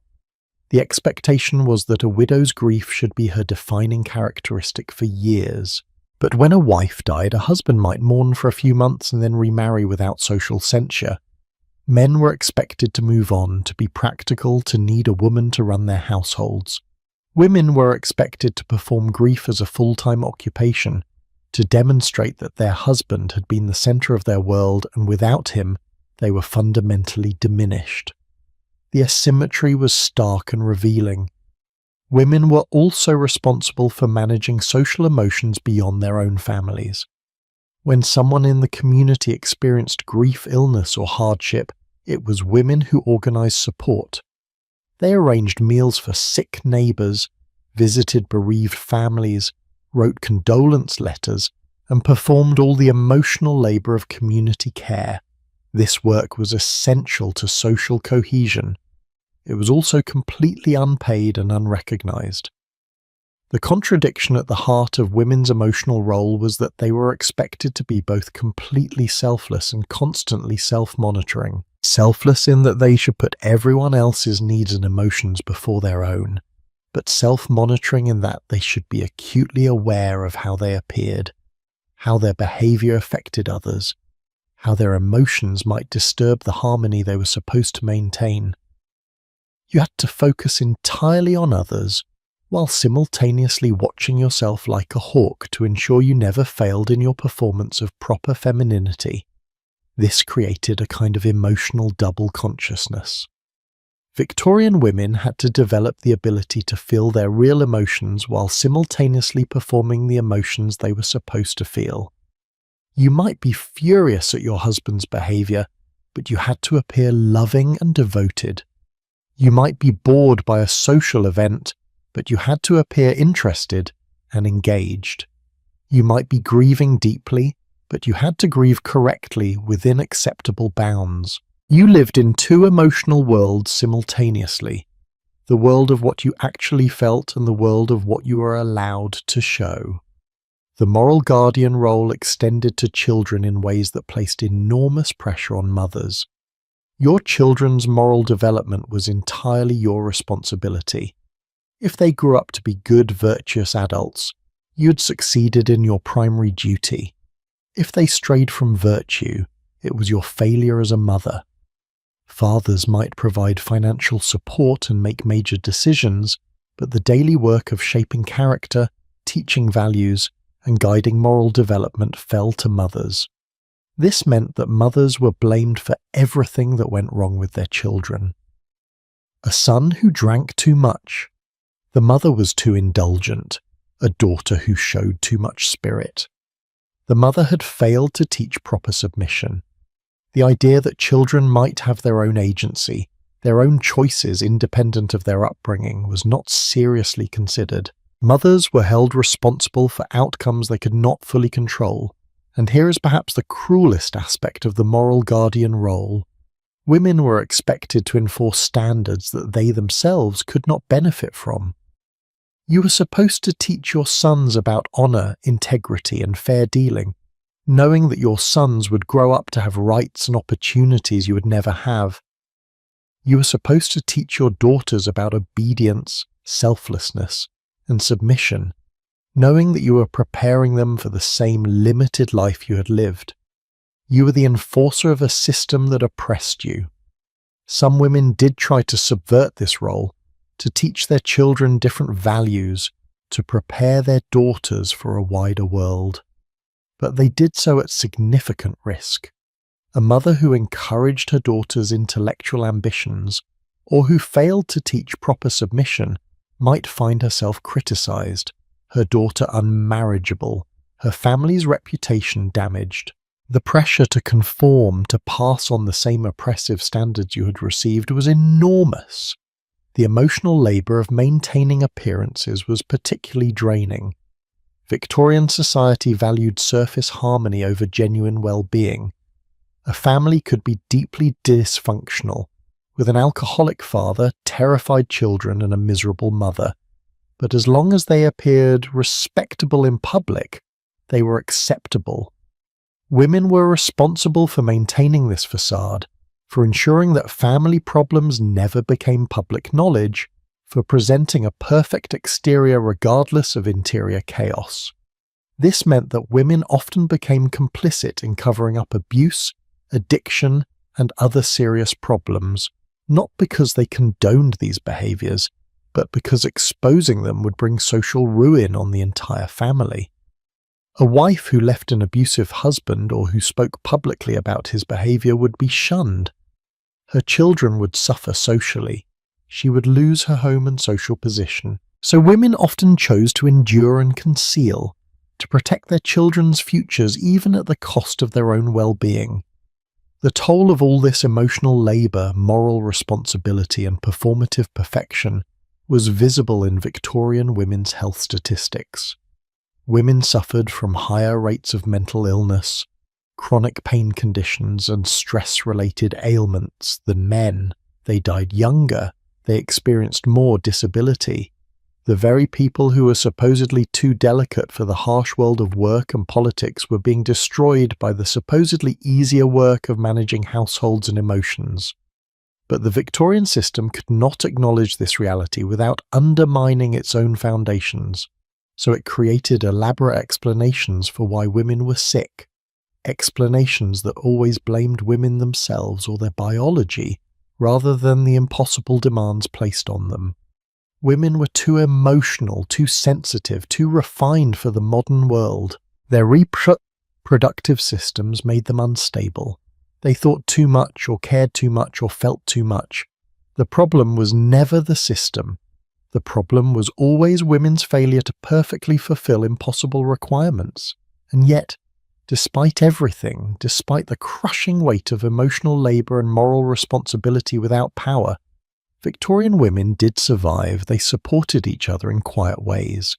They created spaces where they could be honest about their struggles.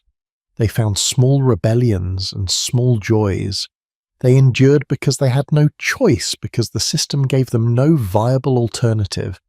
And slowly, painfully, they began to organise, to demand change, to insist that maybe, just maybe, the problem was not women's weakness, but the system's cruelty. And that brings us to our final topic, the one that ties all these impossible expectations together and shows us what happened when women finally said enough. Throughout this journey, we have explored impossibility after impossibility, the 18-inch waist that required padding and illusion, the walking rules that made movement a performance, the speech restrictions that turned conversation into a minefield, the marriage deadline that gave you 18 months to secure your future, the accomplishments that had to remain amateur, the legal erasure that happened when you married, the food paradoxes that left you starving while you fed others, the beauty standards that slowly poisoned you, the social hierarchies that required a photographic memory, the career trap that left you dependent, the emotional labour that crushed you with responsibility but gave you no power. Each expectation alone was difficult. Together they created a system so oppressive, so all-encompassing that escape seemed impossible. But here is what makes the Victorian story truly remarkable. Women did escape. Not all of them, not even most of them, but enough to crack the foundation of the entire system. They said no in small ways and large ways. They pushed boundaries, broke rules, and demanded change. And slowly, painfully, against enormous resistance, they won. Not complete victory, not even close, but enough to transform the world their daughters would inherit. And understanding how they did it, what they risked, and what it cost them, that is how we end this story. The resistance started small and often invisible. A woman who ate a full meal despite social pressure to pick at her food. A woman who refused to use arsenic or lead cosmetics despite being told she would be unattractive without them. A woman who spoke her mind in conversation despite knowing she would be labelled a blue stocking. These were tiny rebellions, barely visible to history, but they mattered. because each small act of defiance reminded other women that the rules were not natural law. They were human constructions, and human constructions could be changed. Some women found ways to subvert the system from within. They used their accomplishments as cover for serious intellectual work. A woman studying French could also read French philosophy and political theory. A woman practicing piano could study music theory and composition. The skills they were supposed to display decoratively became tools for genuine learning. They could not publish under their own names or pursue professional careers, but they could educate themselves and pass that education on to their daughters. Others found strength in community with other women.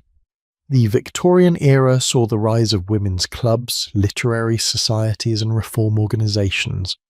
These groups gave women spaces where they could speak freely, where they could share frustrations and strategies, where they could support each other's ambitions. The relationships formed in these spaces sustained women through difficult times and provided networks that would eventually fuel larger movements for change. The dress reform movement was one area where women organised effectively to challenge impossible expectations. The Rational Dress Society, founded in 1881, argued that women's clothing should be comfortable, practical and healthy rather than fashionable at the expense of well-being.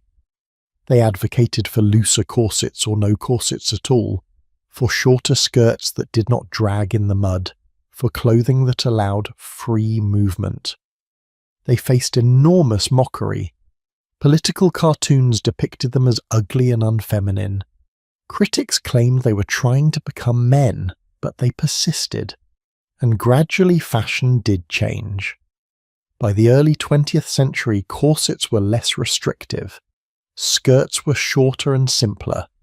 Women's clothing became more practical, though full liberation would not come until much later. The change was slow and incomplete, but it happened because women organised and demanded it. They turned the supposedly trivial matter of fashion into a political issue, arguing that women's health and freedom of movement were more important than conforming to impossible beauty standards. The fight for women's education was another crucial battleground. Women like Emily Davies and Barbara Bodichon fought to establish women's colleges at Cambridge. Girton College opened in 1869, Newnham College in 1871. These institutions faced skepticism and opposition. Critics argued that higher education would damage women's reproductive systems, make them unmarriageable, or drive them insane. The women who attended these colleges were considered odd and unfeminine, but they went anyway, and they proved that women were fully capable of serious intellectual work.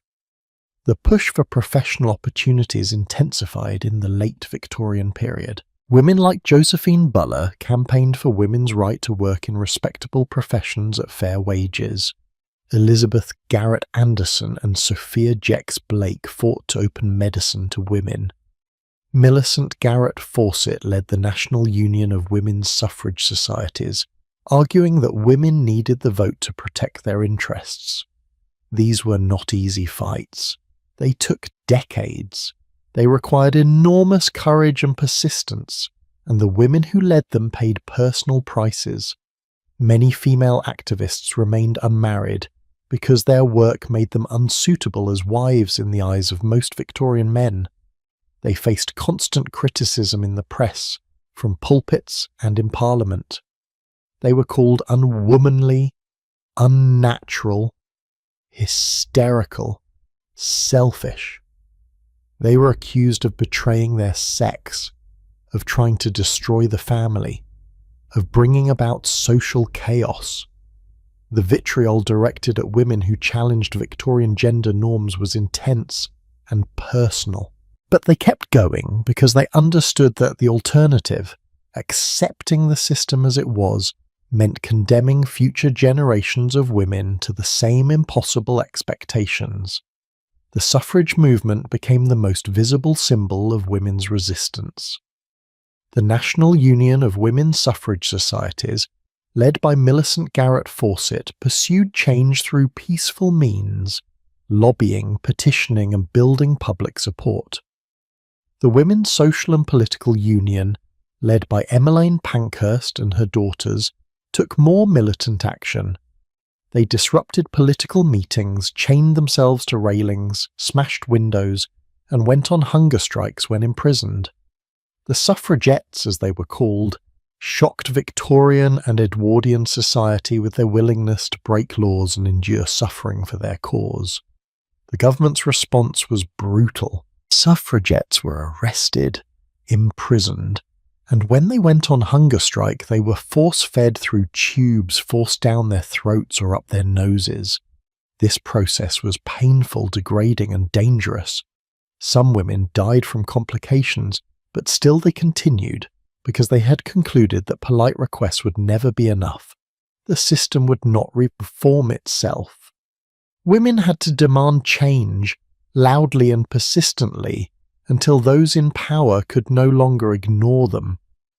The partial success came in 1918, when the Representation of the People Act gave the vote to women over 30 who met certain property requirements.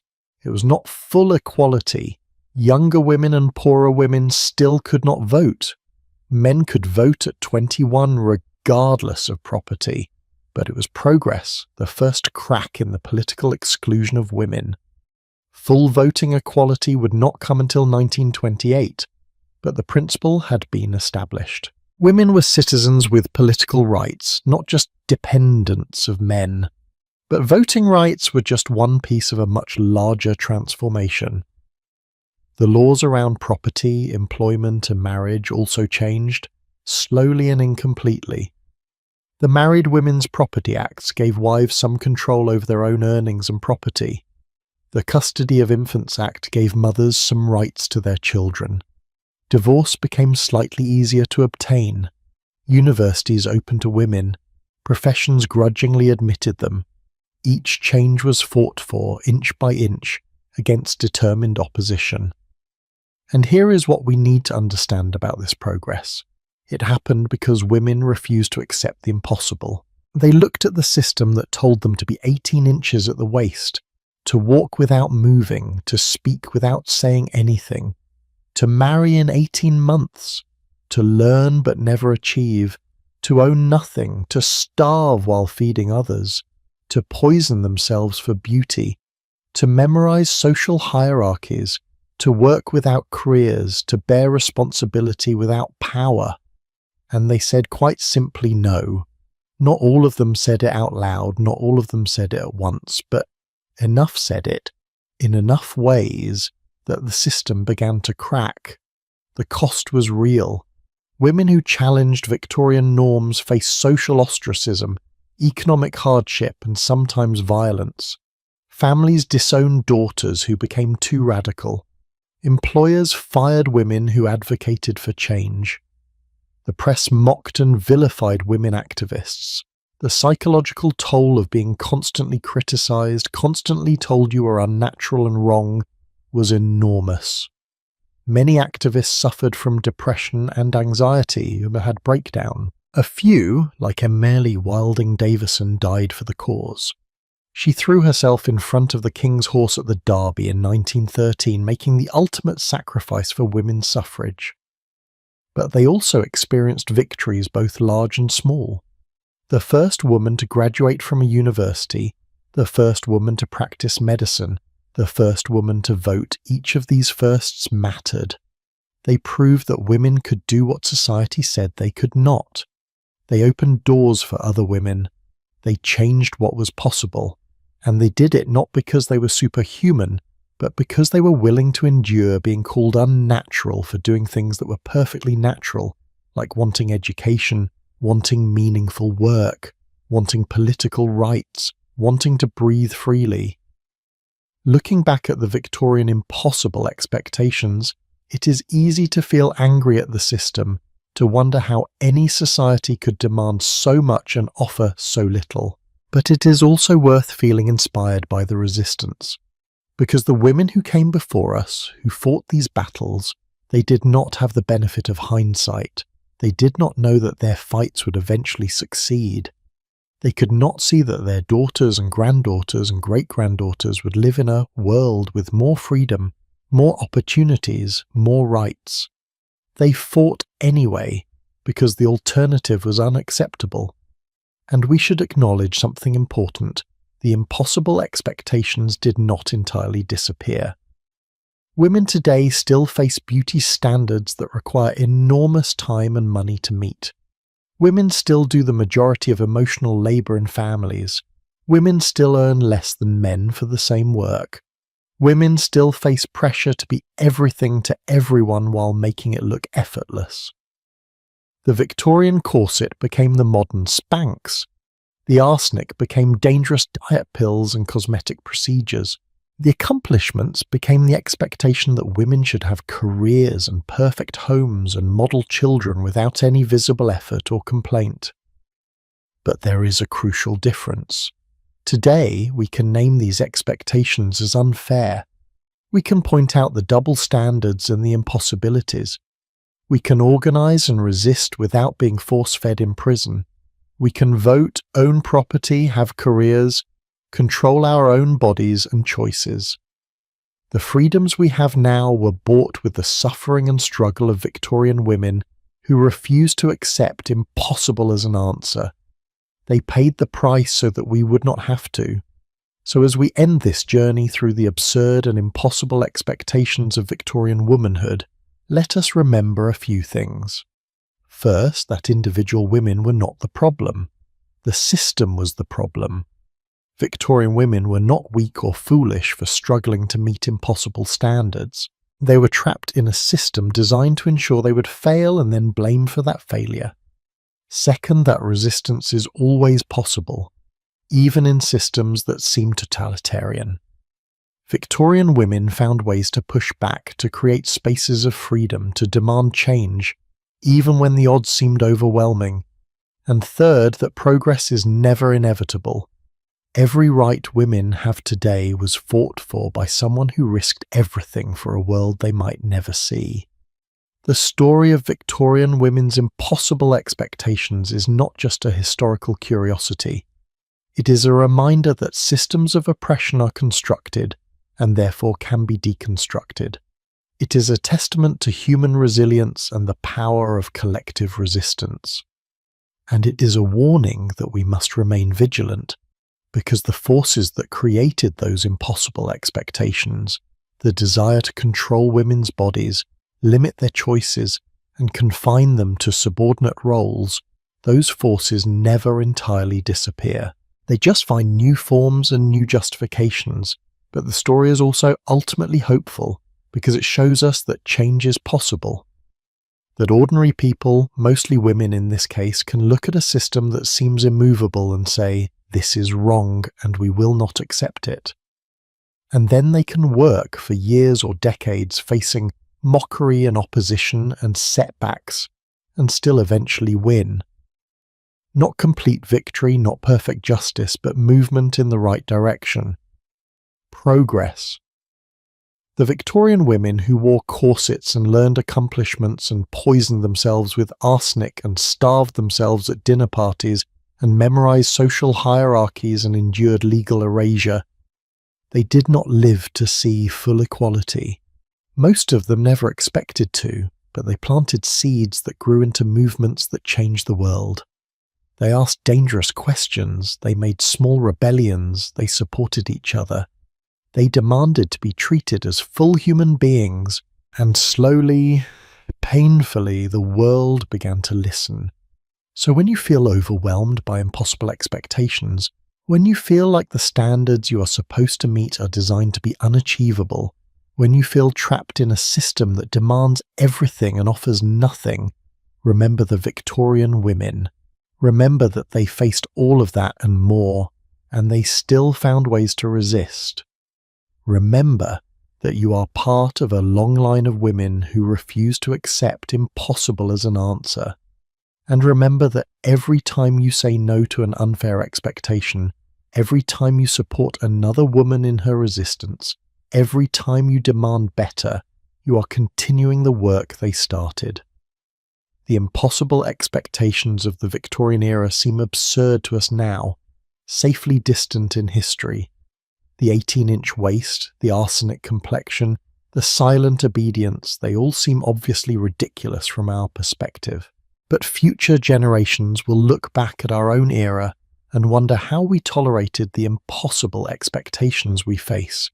They will marvel at the things we accepted as normal, the pressures we internalized, the ways we twisted ourselves to fit into boxes too small to hold us.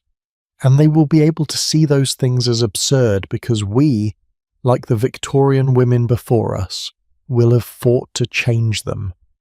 That is the real legacy of the Victorian women who said no. Not that they achieved perfect freedom because they did not. Not that they made the world entirely fair because they could not. But that they showed us that resistance is possible, that solidarity matters, that speaking truth to power creates change. Even when that change comes slowly. They showed us that ordinary people facing extraordinary oppression can still find ways to push back, to support each other, to imagine better futures. And that is a gift more valuable than all the accomplishments and beauty standards and impossible expectations in the world. Thank you for taking this journey through Victorian impossibilities with me. I hope you found it as fascinating and infuriating and inspiring as I did. These stories matter because they remind us that the way things are is not the way things have always been or the way things must always be. Every norm was once new, every tradition was once a rebellion, every freedom was once forbidden.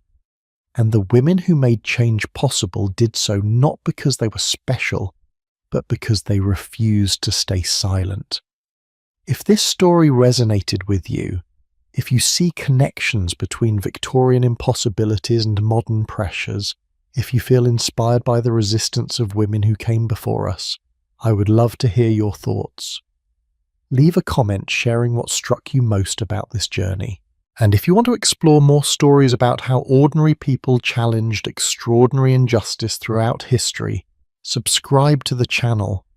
There are so many more stories to tell, so many more impossible expectations that were eventually overcome, so many more reminders that change is always possible when people refuse to accept that it is not. Until next time, remember, you are not failing to meet impossible standards. The standards are failing to recognize your humanity, and that is not your problem to fix by contorting yourself further. It is society's problem to fix by demanding less and offering more. Sleep well, and may your dreams be free of corsets, arsenic, and calling cards.